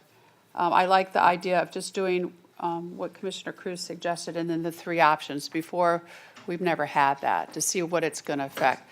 But remember, anything operational is recurring, so we've got to look out on what could happen in the future. That's all. Thank you, Commissioner. Commissioner Cruz. Yeah, I hear what you're saying. That's why I try to take this a little more conservatively than I otherwise would have liked. And Dr. Hopes knows that because we had conversations about rollback rates, and that would have been 0.7. I came back much more conservatively in light of unknowns. I didn't throw out a 0.7, which would have been great. But the 0.2 is low hanging fruit, and here's why. We already have a budget. You know what you're cutting out of the budget with 0.2? Literally zero, solely because the certified tax base was that much higher. When you cut 0.2 out of the proposed millage, every single dollar of every expense stays exactly the same as it did back in May when this was presented. We have not cut 1 minute off of a library hour. We have not cut one person and $1 off salary. That is free money. That's money just simply because inflation increased everyone else's values, and we're not taking their money because of inflation. We had nothing to do with that. So the 0.2 is the guaranteed has to be done just to get back to his budget. I think we should be doing more. That's why I proposed various solutions. I understand there's recurring expenses we have. We hire people, we got to pay them every year. But everyone who owns a house in Manatee County, everyone who owns a commercial property also has recurring expenses. And we need to be cognizant of their recurring expenses and make sure they're keeping money in their pocket to cover their expenses every year. So the 0.2 is the bare minimum break even right now. I did not want to stick them with having to randomly start slashing a budget at short notice. That's why I said come back to us with various scenarios in September. They can show us, here's an additional 0.2 mil, and here's what we have to change in the budget to make that work. And we as a board can set policy on what's the trade-off of giving people back their money versus adjusting services here within Manatee County. I think that's a fair way of doing it, but we need to get that 0.2 on the books now. So people don't see a trim notice and see their taxes going up in this year. That's ridiculous. Dr. Hopes? Yes, Commissioners. One of the reasons why I love this job is this board continues to teach me something every time we meet. So as you can see, we've run the numbers, and what I like about Commissioner Cruz's motion is, if you recall, this being my second budget proposal to you, I learned from the first one. And we built a budget only based on a 10% revenue increase, knowing that it was probably going to come in higher.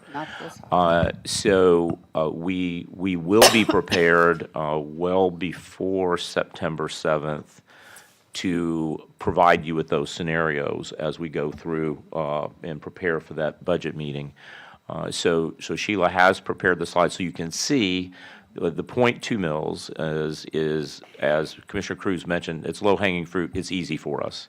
We built a budget that would fund all your priorities, only spending 10% of the new revenues, as opposed to what's nearly 18% an increase in revenues. Whitmore and Baugh. Commissioner Whitmore. Real quick, in May alone, there's been approximately 500 employees that either retired, got another job, or left, or whatever. When we bring in new employees, which we are now, we're having to pay more, and that's what I'm worried about. Neil's here from the sheriff's office. We haven't mentioned the $5 million why he's here. It's not anywhere in this that the sheriff asked. So again, when we do our 3 scenarios, we need to do, and I'd like to know if they're recurring costs or was it for capital. But he's here today because whatever's presented, the sheriff hasn't been addressed. So. And Scott can probably answer it, because I don't know. Dr. Hopes, why don't you respond to that first? Yeah, we've gone through the sheriff's numbers, and as I committed in the prior meeting, we would fully fund the sheriff's request, and we have allocated funds for that. The bulk of it, we haven't gone into that level of detail. We're not to the constitutionals yet, right? This is to set the proposed, taxes. But I have spoken to the sheriff. I've spoken with Neil. The primary bulk of it is the jail medical contract with I think it's over $3 million. And then there's some others in there. It totals about $5 million, and we have funded that in the budget for you. Okay, Commissioner Ball and Cruz. Those Thank are all you. recurring. Just Commissioner Ball, I'm sorry. just you. Yep. Okay. First of all, I was in a meeting with the sheriff and the county administrator, and I do know that their budget has been taken care of. I think we even said that up here on the dais in a meeting that we had. So, you know, I can only tell you that the sheriff was pleased. But that's not why I hit my button. I think that we need to remember when we're looking, and Commissioner Cruz, again, I totally agree with what you said, because you know, all of our citizens, no matter where you live in Manatee County, if you own property, you're seeing an increase. And in my district, some of the increases were scheduled to be almost 30%. So it's hefty. It's hefty. And, you know, the sad part is that they're still going to see an increase because of their property value going up so much. So we need to look out for our citizens on this budget and try to help them. That is our job up here. And, you know, we always try to do it for everybody else, and we need to make sure that we do it when we're talking about the budget. It's very important. And I'm glad that this board, last year and this year, has looked at reducing millage. I think it's very important. We have to learn to live within our means. We know what we're facing here. We know basically what the cost is going to be. We'll have extra for the increase in inflation that we're seeing. The sad part is that, you know, we have no control over that either. The interest rates and so forth, we're going to get hit by them. And hopefully, I'm going to say this, hopefully in November, maybe things will start turning around a little bit. We need to hope so, because this is detrimental to all our citizens in Manatee and all of the state of Florida and the nation. So I'm very pleased with what I'm hearing this morning. Thank you. Thank you, Commissioner. No one's left on the board. Before we go to public comment, I'll just say that we have our challenges as a board. We have our ups and downs and our disagreements, and that's healthy. It's good for debate. But that's why I've been here 2 years. This is the second time it looks as if we're going to lower taxes. I could not be prouder to be on the board. I could not be prouder of this government. Just thank you to all of you for supporting that. And now Commissioner Servia is on the board before we go to public comment. I'm only reminding you of the time and the commitments that two of your commissioners have, and asking when you may break. I'm going to break either when we're done or at noon. I mean, that's the schedule here. We always break at noon. Okay. Well, I have a commitment, a speaking engagement, and so does I Commissioner understand. Whitmore. Everybody has So- priorities. You do what you need to do. Thank you. So then we're going to open this up to public comment. Is there anyone from the public who would like to come forward to speak on the motion on the floor? Seeing no one, we will then go to the phone. Has anyone called in to speak on the motion on the floor? No callers. Okay. We're going to close public comment. We'll go ahead and move forward with the vote. All in favor of the motion, please say aye. Aye. Aye. All opposed? Madam Clerk, the motion passes unanimously. Dr. Hopes. Yeah, I just have a question. I want to make sure, checking with the CFO and the county attorney, I want to make sure that we've passed whatever motion or resolution needs to be in order to forward this to the tax collector. The request is to approve the motion as the proposed millage rates that we showed you now. We will be coming back, because that's part of the trim process. I will be coming back to you to make the reduction in the September 7. Then at that point, you'll have resolutions with the decrease and all that. Let me rephrase this, and maybe, Hunter, you need to go to the next slide that actually shows what the Technical language millage you have is. to Yeah, read. There is I want to make technical. sure that we've done everything so that when the proposed tax notice goes out, Right. it reflects. You need to go to the slide with the 0.2 reduction so we can see what the millage is By law. across the account. He wants to make sure the trim notices reflect 0.2 reduction. And the motion is by the Yeah, so Florida statute. I want to make sure that we've done everything up on the dais that needs to be done, so when the proposed taxes go out, Let's look at it shows a 0.2 reduction from the millage that you showed. You understand? Yeah, the trim notice should show a millage of 6.3326. Okay. But it has to be stated and all It has that. to You're be right. stated. It has to be by. County attorney wants to speak. Right, Mr. Clegg. He needs to do it. Turn your microphone on, Turn please. this mic on, it's a real tricky mic. I would suggest that you adopt the recommended motion to reflect also a .2 reduction in the millage per the prior motion offered by Commissioner Cruz. Would you mind stating a motion so that Well, Cruz then the can- recommended, I'll have to ask Sheila to do that. I don't have my agenda screen up. Sheila, could you just, I looked at it last night, it's fine. Could you just read that recommended motion, please? Yes, its motion is to authorize county administrator to take all action necessary to certify millage rates approved herewith to the property appraiser. Okay. Okay. So we have a motion then by Commissioner Cruz and a second by Commissioner Baugh. We'll open this to public comment. Is there anyone who would like to come forward to speak on the motion on the floor? Seeing no one, we'll go to the phone. Has anyone called in to speak on the motion on the floor? No calls. We're closed public comment. We'll hold the vote. All in favor, please say aye. Aye. All opposed? Madam Clerk, that motion passes unanimously. Dr. Hopes. Yes, and Mr. Chair, I think the only thing we have left is, Sheila, did you want to go over the CIP changes, or? Yes, I need to Is that show what we you have what left, has the changed in the CIP? CIP. That's just a couple of slides. To vote on that? Do we vote on that? No, it's just a review? Okay. We probably only need about 15 minutes. Go ahead, Sheila. Otherwise, it's 2.5 hour break. 15 minutes. Okay. Unless you guys change it. The CIP plan. Go ahead, Sheila. This is abbreviated. It is. I just wanted to state first that the proposed FY23 CIP is $1,162,809,989, with the total of the CIP, including current appropriations, is $2,219,290,467. There's 44 new projects added in the CIP. The change in the CIP for the proposed was $52,905,805.95. And what this represents, and I'm going on slide 4, these are all the changes that you had set forth and approved during the course of the FY22 budget meetings. These were just only those projects that have been added there.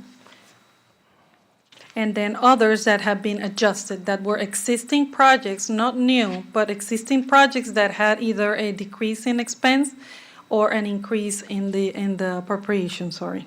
The medical examiner is in that list, Mr. Administrator Hopes. It is, no, it's right here. I know. Yes.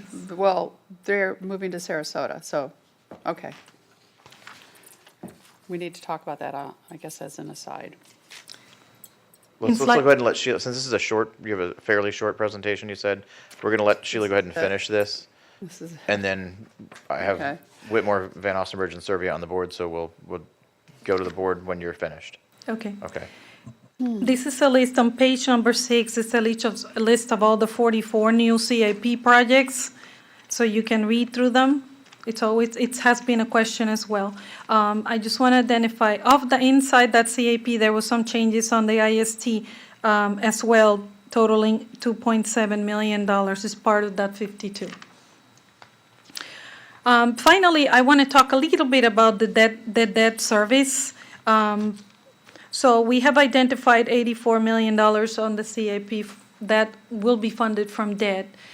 But this doesn't include the inflation factor. Remember, I had explained that we do have it, but in a reserve for capital. It is reserved for that impact of inflation. We have increased all of the projects by 50%, those that are in construction, 30% those that are in design, above that what we think it's going to come. Also, I want to just stress the debt rating that Manatee County has.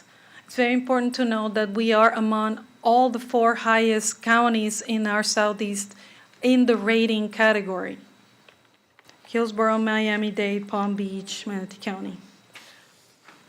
Right now, our debt structure of debt is $390 million of outstanding debt as of July 27. This does not include the new debt issuance. Of that, 117 of that it's the line of credit that we currently have, inclusive of the utilities. I wanted to show you this general government debt chart because it represents all the issuances that we have right now, all the debt. As you can see, we are leveraging, paying down all as new debt would be coming. Others will be paying off. So it shows kind of like the trending down.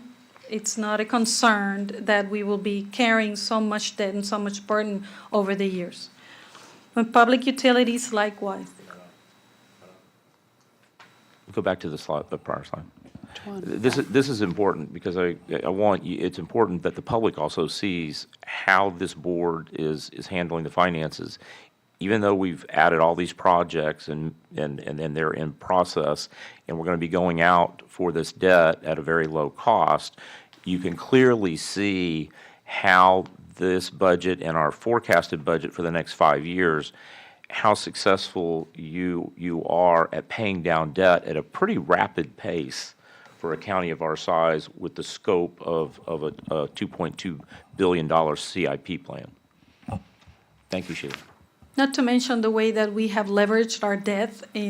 Our debt is in multiple funding sources. So we have general fund doesn't carry the burden of all the paying of debt service. So we have some funding coming from impact fees, some coming from the tourist tax, some coming from assessment funds, and so forth.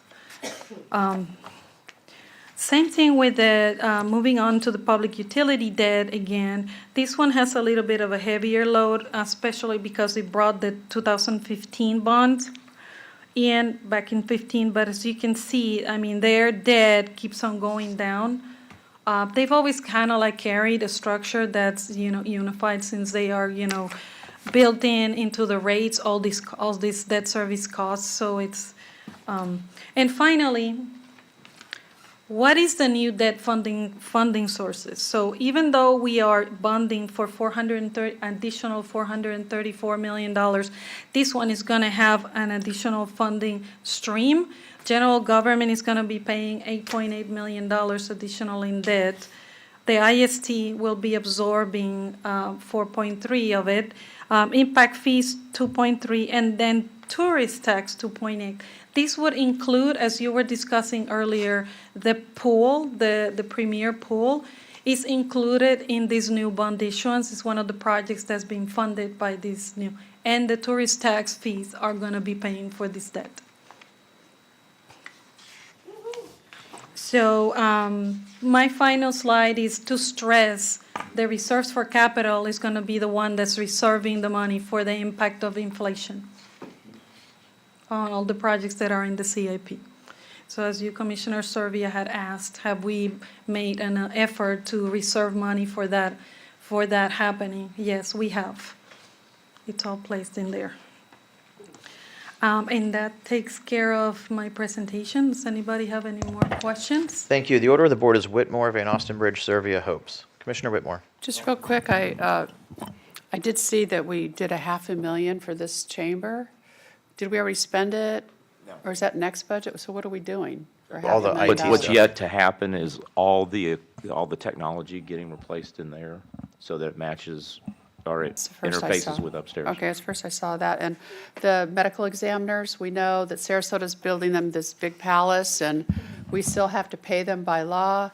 But Scott, I know Scott's mentioning, talking to them, and I had suggested their office administrator. You thought that was a good idea. I don't know if you met with them yet. Not yet. Okay, because we need to figure out, because we're also maintaining a morgue that we just redid. So, and that was it. So. What, the Sarasota? Yeah, then we wouldn't have done this.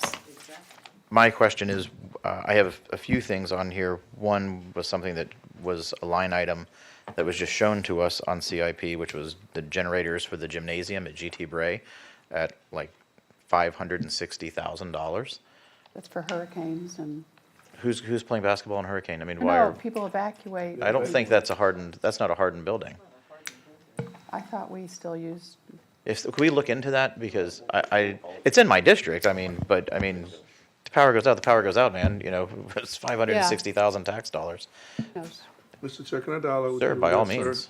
And the reason why I want to keep that out in front of us is because of some of my past experiences where when the hurricanes came, when it was time to evacuate, we did not have enough space. But what I've learned is that when you talk about hardening facilities, that's about a $5 million cost. From what I, yeah, or more from what I understand. I'm not necessarily sure of the infrastructure and what's taking place at JT Bray. I do want this board to be mindful when we're talking about Premier and give us an opportunity to think outside the box to harden that facility. So if we do have evacuations concern, and we will because we continue to grow. We continue to grow. So, you know, let's kind of be proactive on that instead of reactive. I'm fairly certain it's not a hardened facility. That's why I was. Oh, we bringing know it that up. one's not because Yeah. the age of it. Use and it everything. after the hurricane. So that's why I'm asking. I just want to make sure it's a, you know, I'm just trying to be a good steward of tax Yeah. dollars. That's all. We need to do that. And then my next question would be, when is the appropriate time to bring forward proposed changes to the budget that include Holmes Beach, the clerk, and animal services? Is that now? Yeah. Okay. So with Holmes Beach, what I would propose is that we go back to pre-COVID. I had some conversations with Sherry Courier when I was first elected, and she had made significant increases to the Holmes Beach budget. And it had a lot to do with COVID and so many people flocking out to the beach and trying to help them deal with that, a lot of policing, that sort of thing. So I would like for us to go back to pre-COVID funding levels for the city of Holmes Beach. Commissioner Whitmore. I can't support that because they pay a majority of tourist tax and they get nothing because they aren't qualifying for it. I can't support that. I mean, we have our differences, but we still gotta work together, so I wouldn't support that. I understand where you're coming from. but I would agree respectfully that wouldn't. we do need to work together. Yeah, but this isn't a way to work together if we do this. I respect what you're saying, I just can't personally support it. Serbia was on the board previously, and Bellamy. Ball's pushing her button for this specific topic. So I'm going to go to Commissioner Ball because I know you want to talk about this. Oh, I'm But I'll showing keep the number order of the 4 board. I'll keep the order of the on board. here. Okay. Mr. Chairman, I agree. I think that we're past the COVID days, so I'm not really real concerned, and I think we should, so I'll be happy to make that motion. Okay, I'd appreciate that. If you would go ahead and do that. You Happy don't have to to push do your it. button. You can just. I move to reduce Holmes Beach, their budget back to what it was before COVID. 2020 And I'll second that. contribution. That's why I'm looking at him. I'm like, are you talking about to I'm being honest. 2020? I'm being honest, and I apologize. No, if no, I'm it's not all right, honest. So because that's I'm with okay. you. Home Beach number. There was about a $48,000 increase in For the funding law for Holmes enforcement. Beach. Okay. Okay, but okay, hear me. Here's my question. By all now. means. Are we talking absolute or percent? Because from 2019 to 2022, Inflation. It was an $48,000 gets eaten up by It inflation. was an absolute It's still- number at that time. There was it was an absolute number. And what is it now? So 60? it went from, it's 64, I think. It was for law enforcement to patrol the beaches and stuff. Oh, As because a of result, COVID, because of so many COVID, people. correct. Because of an Right. influx, and they instituted parking restrictions. It was to help them So enforce it's a that as well. temporary increase for a specific purpose. That purpose no longer exists. Correct. We had a change of administrators, right, and it sort of got, it was something that Sherry did for them, and then Should it have sort already of So got- this done. is like office space. You're I wouldn't say fixing that the glitch. purpose don't exist. It wasn't Correct. temporary. It should have been done already. So you want to I roll had, it I had back to to quote office space 2019? because Ted In my Cruz just opinion, quoted it. yes. Mr. Chair. Commissioner Whitmore. And in all due Okay. respect, it wasn't temporary. It was, they've been asking for an increase from the 48,000 for ages. And then I guess it's 60, I don't remember, 60-something. That was because Bradenton Beach, we paid like 100 and something for 2 officers, and they thought that we should pay more for public beach. So that wasn't temporary. They were asking for it permanent. I just want to be clear. I mean, I don't want to get in any I got fights you. with anybody, but. Commissioner Serbia. Yeah, and I just want to say, it feels like this is more political bullying, and I hate to say that, but until I understand exactly what the proposal is and why, and hear from Holmes Beach as well, I can't support that. I've got to understand it more fully. Commissioner Baugh.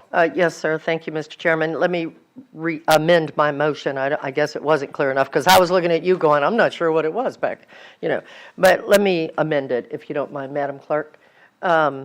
I make a motion to go back to the same funding that Holmes Beach that we gave to them in 2019.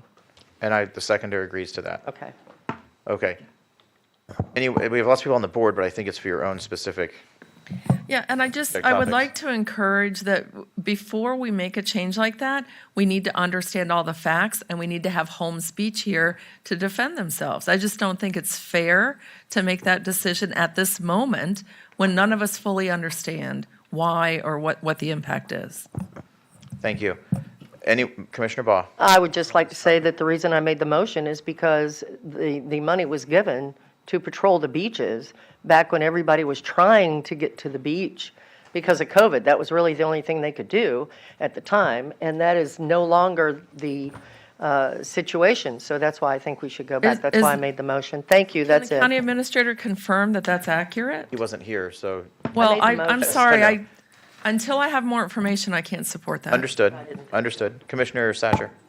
Well, I was just thinking about, Holmes Beach, and then this is budget specifically for law enforcement.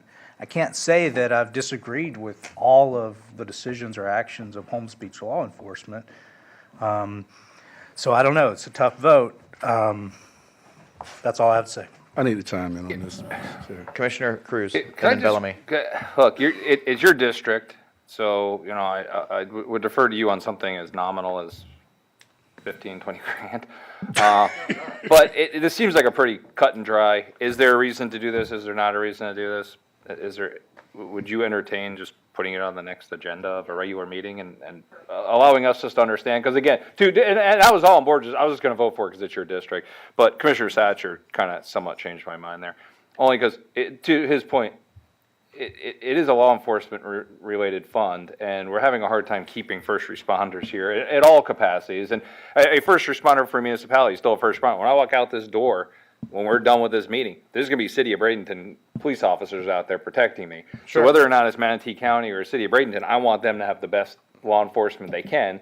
And so if this is protecting tourists so they don't get mugged out there and then stop coming to Manatee County, if it's protecting me and my family, if God willing I can get a parking spot and actually go there, then it doesn't seem like a whole lot because it does sound like law enforcement. I'd just like to have more information. I'm not saying yes or no. I just think it's not, this isn't something we can't just put on the August 9th thing and have one agenda item to discuss the funding of Holmes Beach law enforcement. It's not that much to have. Well, they have their own government, their own millage, and they fund their own law enforcement, just like the city of Bradenton does.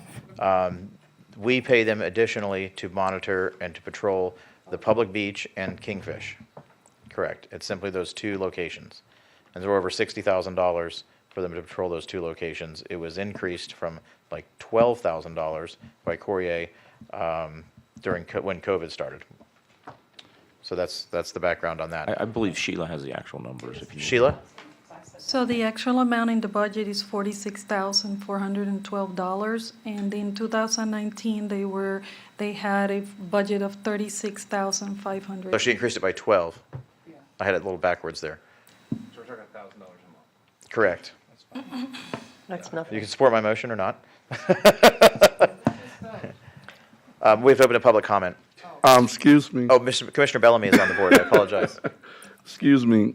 There's a lot of growth. There's a lot of tourism. And just looking at inflation and where we are right now, and we are talking about the money we have in reserves, excess funds, and things like that, I'm surprised that we're taking this position, especially if law enforcement is involved. There's a strain out on Holmes Beach. There's a strain. You think? Yeah, and I think I think I know where it's coming from because I look at Kevin's eyes a lot, and I kind of read them pretty well. But I'm just thinking about law enforcement and some of the issues. And now, if we're talking about $1,000 a month, we're talking about $1,000 a month, and now we're going to take it away, right? We're not fighting for an increase here. We're not fighting for an increase. We're fighting to take it away. I'm just curious, does that funding truly support law enforcement? If it truly supports law enforcement, I am definitely against it because of all the things that we know that go on in Holmes Beach. So that's just me. What are your property taxes? What are your property taxes every year? Well, in this part right here, it's irrelevant because you start talking about property. Talking about How many years of property taxes of all of your property taxes for how many years? I'm putting that out there in the public. Right. If we want to push the Holmes Beach funding issue to the next meeting, I have no problem with that at all. I will come back with more information, and I will probably come back asking for much greater cuts. But if we want to pull that motion, I'm fine with that. My button's pushed, but everybody was so busy. Commissioner Baugh, it was your motion, your button. Thank you. Since I made the motion, I was going to say that the reason I made the motion and agreed with the chairman is because the majority of Manatee County citizens are not using our beach in Holmes Beach. Correct. They're Because unwelcome. they don't have parking spaces. And now I'm seeing in the press, news releases where now they're trying to ban parking garages on top of it. So I realize that we've got 2 or 3 here that has been, they would talk about politics, and it's politics. Well, I know that they've received contributions from, some of the people there and been treated very nicely by some of the people at Holmes Beach. But the fact still remains, in my opinion, and I'm entitled to it, our citizens are not able to use that beach because they can't find parking. And that, to me, was the reason I made the motion and agreed with the chairman. If you want to table it, I will pull my motion. I'll do that, but I do think it's something we need to look at because it's out of control. I don't see funding for something that our citizens are not able to. I would agree. So the motion is pulled, and what I'll do is, for our next meeting, I'll put an agenda item on there. The purpose of the agenda item and the reduction is that I am uncomfortable allocating countywide tax dollars to a small community that is unwelcoming to the citizens of the rest of the county. Commissioner Servia, you're next on the board. Okay, and are we done with that topic? Yes, Can we- yes, ma'am. Okay. So going back to the CIP, I always like to ask, are we able to complete all the projects that are budgeted in the CIP? Has there been a thorough analysis of that? Because that's been an ongoing question that I've had, and I think others. So are we able to complete those projects? Any input from the county administrator or anyone else? It's been tough with the labor shortages. It's been tough with supply chain. We have been successful to date to keep all of our projects moving forward towards completion. And as the CFO has mentioned, we have put in this budget a substantial amount of money in reserves as an inflation hedge, anticipating increased cost both for labor and materials. The money in reserves is a minimal amount, is that correct? No. That's not correct. In some projects we put in, for the next 2 years, we've increased by 50% and put it in reserve. So it's nowhere near. I'm very comfortable, based on the team's input, including Chad and Charlie Bishop and others, that we have adequately protected our projects with this budget. I would ask that the commissioners refrain from the chit-chat, because it's hard to hear when there's so much chit-chat going on. Please, it's very rude to do that. Okay, so I also want to make sure that for the planned projects, that we have money set aside for maintenance and operations for all the planned projects, As correct? part of our budgeting process, we push that out at least, 5 years, as we're modeling it, to ensure that the budget includes both the future maintenance and operation cost, as well as cost increases over the life of that budget. Okay, thank you. Those are my questions. Thank you. In the Commissioner- analysis of, go ahead. I'm sorry. Go ahead, Sheila. In the analysis of all of our capital projects, that, like Dr. Hope said, the operating piece and maintenance are always accounted for. Are they budgeted? They're budgeted in the year the project is coming in service. Commissioner Bellamy. Yeah, I always like to bring forth the stuff that I'm talking to the county administrator about, so nobody won't take it the wrong way. The conversation that we were having was about the stormwater concerns as far as Sylvan Oaks, and he told me that it was in the CIP, and I just want to make sure staff get it to me so I can know the dollar amount and what we plan on doing, so we can assure. And if it's not, I will fight for it to get in there. We can get to him later. We'll get and you with can. Chad and everybody. Yeah, Right. and you can. You can. You can get to it later. You get to me later. I just want to make sure it's out there. Commissioner Satcher.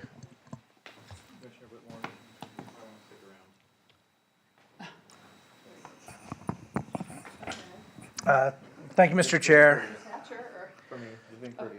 I just want to say that, I appreciate your hard work in bringing us this budget. I'm excited that we're, at this point, looking at lowering taxes and fully funding the sheriff. I recall a budget recently, relatively recent, where there were dozens of positions that the sheriff asked for that were turned down by some of those on this board. And so I'm excited that instead of that, we're funding the sheriff and getting this job done the way we should. So this is good news all the way around. So thank you very much for your hard work. Thank you. Thank you, Commissioner Satcher. I'm next on the board. And, no, I want to have a good conversation about animal services, and specifically, we have Bishop now, but we have not fully moved into Bishop and transferred into Bishop, so we're still operating at Palmetto, and adoptions are still taking place at Palmetto. Intake is at Bishop. We need to expand Bishop, the existing facilities, in order to move everything into that location. There is, I think, 1.5, is it 2? Okay, 2 put aside, but that, from my understanding, is that does not fully fund the expansion. Is that true? And what is the shortfall? I think they're going to add on, they're going to take about half the brick building off and then, add a metal extension onto it, and it'll act as sort of an annex to 2 million in facility. reserves. Okay. So, and what I'm getting at, just so we're not what I'm getting at is what is the shortfall? What is needed? Because there is still $6 million sitting in an account for an East County shelter, which is not sufficient, not even close to sufficient to funding that shelter.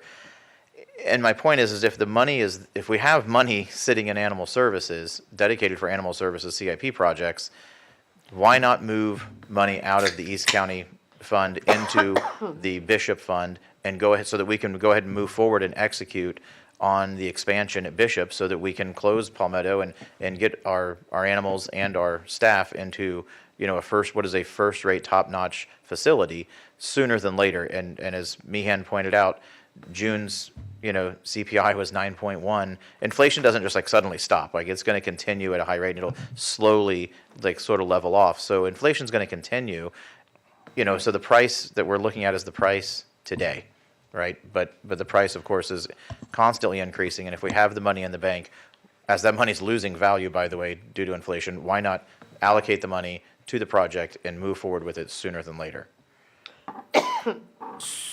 So we will bring back to you with this budget, ensuring that we've fully funded building out Bishop, and bring those numbers to you in the budget.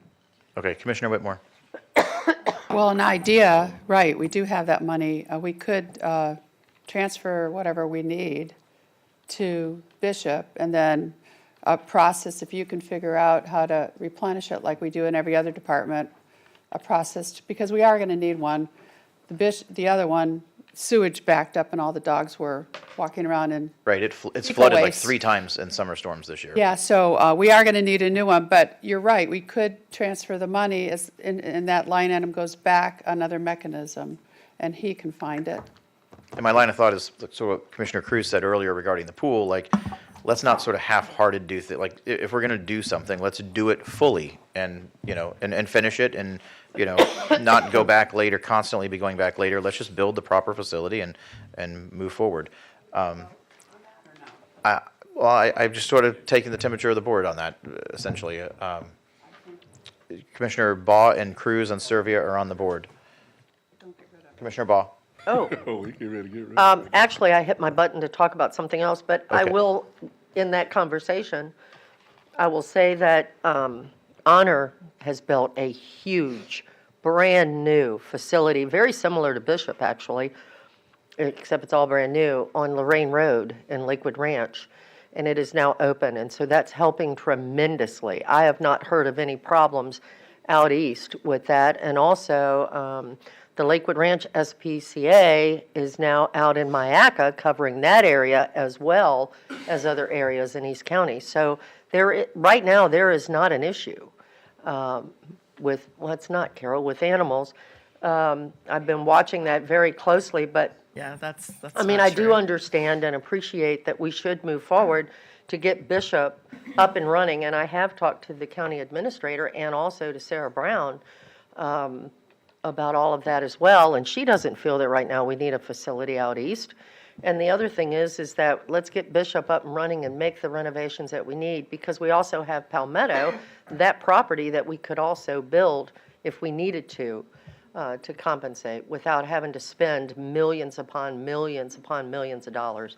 So that's where I'm at on it. Yeah, and I guess It's a matter of responsibility. And I guess my point was that the only place right now that we can address capacity is at Bishop, so let's go ahead and address it there, and the other is a discussion for another time. Put the money back. Commissioner Cruz. Yeah, I'd be on board. Look, the discussion was there was a certain amount of money moved over towards animal services back in 19 or whatever it was to build a facility. That money's not there to build a facility because we've already allocated half of that to renovating Bishop, which those $4 million got us way more by taking Bishop and putting it in than we'd ever would have gotten with in the East County. So we only have about $4 million left. So you're not going to build much of anything with $4 million. Why build some little thing? And then to Commissioner Survey's point, now you got, or Whitmore's point, then you got recurring expenses. You got to staff it. You got to deal with it. It doesn't make sense. We do have the $4 million here. We do have a shortfall and a need for animal services. If we could take that $4 million and put it towards Bishop and really blow that up where we have all the vet services and all the employment bases and it doesn't increase operating expenses dramatically, that's a much better use of $4 million. It still gets the money staying with animal services, because I know that was always a concern over there about that money getting yanked for more pickleball courts someplace. It's still serving the animals. Right. Yeah, it may require somebody to drive 5 miles further down the road to get there. Well, I mean, it is what it is. But if this is a proposal by the chairman, then I would be fully in support of transferring that money still within animal services, but focusing it on Bishop to really get Bishop up and running as a world-class facility right now, as opposed to moving that money. Commissioner Servia. Yeah, Well, just a let her go. couple of facts to correct. First, we'll start with the sheriff's office. We've always given the sheriff exactly what he wants each and every time, Commissioner Satcher. So please don't say that he's been shorted. And we have a sheriff's representative here that can say that. It is important for long-term planning that we have a plan for who's going to handle, how we're going to handle services for animals in East County. Honor's a beautiful facility, but they do not handle the animals that the county handles. They are more of a very nuanced, special breeds that they take in from all over. Outside of the state of Florida. So that is not going to help us, but it is a beautiful facility. And as far as building things right the first time, sure. Hey, we would all love to build things just perfectly in Class A each and every time, but it always comes down to money. It's always a compromise and a balance of how much money do we have and what level of service do we have to provide to the community. So it's nice to say that, but it's not that easy. So those are my comments. I'm in full favor of building out Bishop to the best of our ability, but you cannot stop planning for an animal welfare facility in East County because you need it. And anyone in the animal welfare business, including our staff, is going to tell you that and has told you that. Thank you. Thank you, Commissioner. And we have 2 more commissioners on the board, but again, this wasn't really necessarily about the Out East shelter or those needs. It was just, let's go ahead and get Bishop done properly. And to put Commissioner Cruz at ease, I believe we have only allocated 2 of the $4 million, correct? 2 of the 6, and we have 4. 2 of the 6, I'm sorry. 2 of, You always tell me. okay. My point is we've only allocated 2, so there's still, 2 of your $4 million is still there. So, Sheila? Correct. You Okay. are correct, Chairman. There's $2 million that is contributions. The rest is coming from the infrastructure sales tax. That's the one out east. That's a total of $6 million. Okay. And the one for the Bishop, we have 4. 2 of those are already appropriated, 2 are being approved for funding on 23. So Dr. Hopes, would the motion then be, because obviously Charlie Bishop is going to need to come back to us with some hard numbers to know exactly what he needs allocated. So would the motion be for you, to direct you to bring us back Keep more, going. more solid plans, essentially, something? Yeah, I think maybe the hard? motion would be to direct the administrator to bring back an amendment to the CIP transferring funds allocated to the East County Animal Shelter to the Bishop project. So moved. And I'll second. We'll open this to public comment. Duval and Satcher, Satcher, do you need to talk? You're on the board. Before I go to Not public. necessarily before the vote. Okay, so let's go ahead and do the vote, and then we'll go to you after that. We'll open this to public comment. Is there anyone from the public who would like to come forward to speak on the motion on the floor? Okay, seeing no one, we'll go to the phone. Has anyone called in to speak on the motion on the floor? No calls. Okay, we're going to close public comment. We'll go ahead and move forward with the vote. Chair, Ma'am? just also we had asked him, but it doesn't need to be in the motion, to look at a way to fund that in the future for when we do need one. Okay, thank you. All in favor of the motion on the floor, please say aye. Aye. Aye. All opposed? Madam Clerk, the motion passes unanimously. Commissioner Baugh and Satcher are on the board. Commissioner Baugh. Thank you. Actually, I've got a couple of things I just want to mention. But on the animal situation, out east is covered right now. Not by the county, no, but that's not really our primary function, but Your it is microphone. covered. Your mic. Oh, sorry. It is covered very well at this point because of all of the building that's gone on with other rescues. The sheriff's budget has not always been covered. I've been on this board 10 years, and I can tell you that most, and probably Sheila too, most that are here from the finance department will tell you that it used to be that Sheriff Stubbe and, and the administrator, it was a battle. It was not fun, was it, Sheila? It was ugly because the funding was never put in for what the sheriff really needed. So it has gotten better under the county administrator here, and that's why one of the reasons I was in the breakfast meeting with the sheriff and the county administrator. And when I got there, they looked at me, they were already there, and they said, "We've already handled it, it's done." I was like, "Okay, I'll go, bye-bye." So I just wanted to mention that because when you hear that the sheriff has always gotten everything, that is not true. I'm looking at him and he knows that's not true. The other reason that I wanted to speak, though, is because I want to know on the CIP, I didn't get this in time to really look at it, but speed bumps, we went to public safety and looked at speed bumps and everything. Are we done with that? So now we're coming up with a new policy. Where are we? I just want to know because of the CIP. I'm glad you brought that up because in the director's meeting yesterday, we scheduled it, I want to say, is it the August or September? You have a work session on your calendar, and part 2 of speed calming is in that work session. It's coming up in the next month or so. So let me ask you, I know that we're going to need money in the budget to put in some of these speed bumps when we get it finalized. Are we going to be able to do an adjustment to the budget? Yes. Cover some of that to get Yes, moving? ma'am. Okay, that's it for me. Thank you.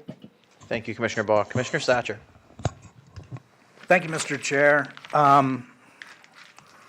Yeah, I was actually, they said that I was inaccurate, but I was actually going off of a video from June 6th of 2018.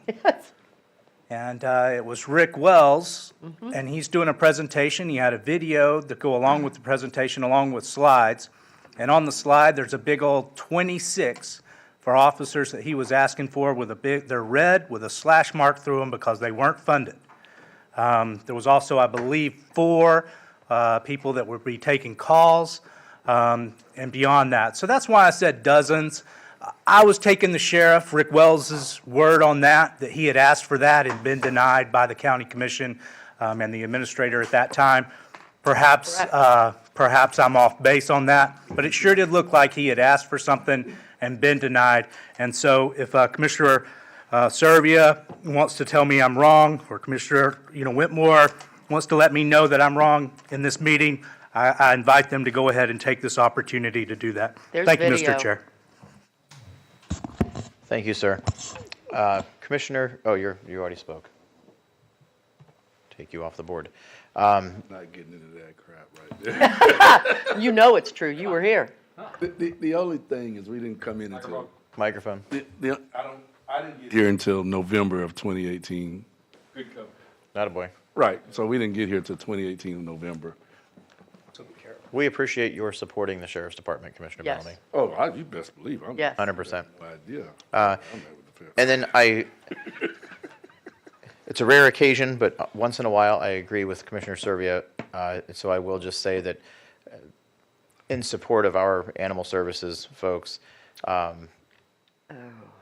rescues do good work. They do very good work, but they do come into the shelter and they pick out like the best, like cutest, most adoptable dogs, and which is fine because they need homes and they take them, and then the more challenging dogs are left behind for us to deal with. So, just making that point, we are trying to move some tough merchandise over there. So there's a difference, but it has helped tremendously with capacity, the additional shelters out east, and they've built beautiful facilities, and it's a tremendous asset to our county, and I'm thankful that they have. However, what about Zeus? Well, Zeus came from the Humane Society, which is not a tremendous facility. It is located on 14th Street, but they have great dogs, and I got a fantastic dog there, and I think others should do the same. So he was not happy when I got up and left this morning. He jumped in bed with a toy and was like, they're going to do this all day. Didn't work out for him. Did he look like tough merchandise, though? No, he didn't look like tough merchandise. Okay. Not to me. Dr. Hopes, do we have anything else? No, Mr. Chair. Job well done. All right. Commissioners, is there any other business for the day? All right. Thank Sheila. Thank you, Sheila. Thank And you very much. the team. Great Oh, yes. job, guys. Thank all of you Great so job. much. We are adjourned. Thank you, commissioners.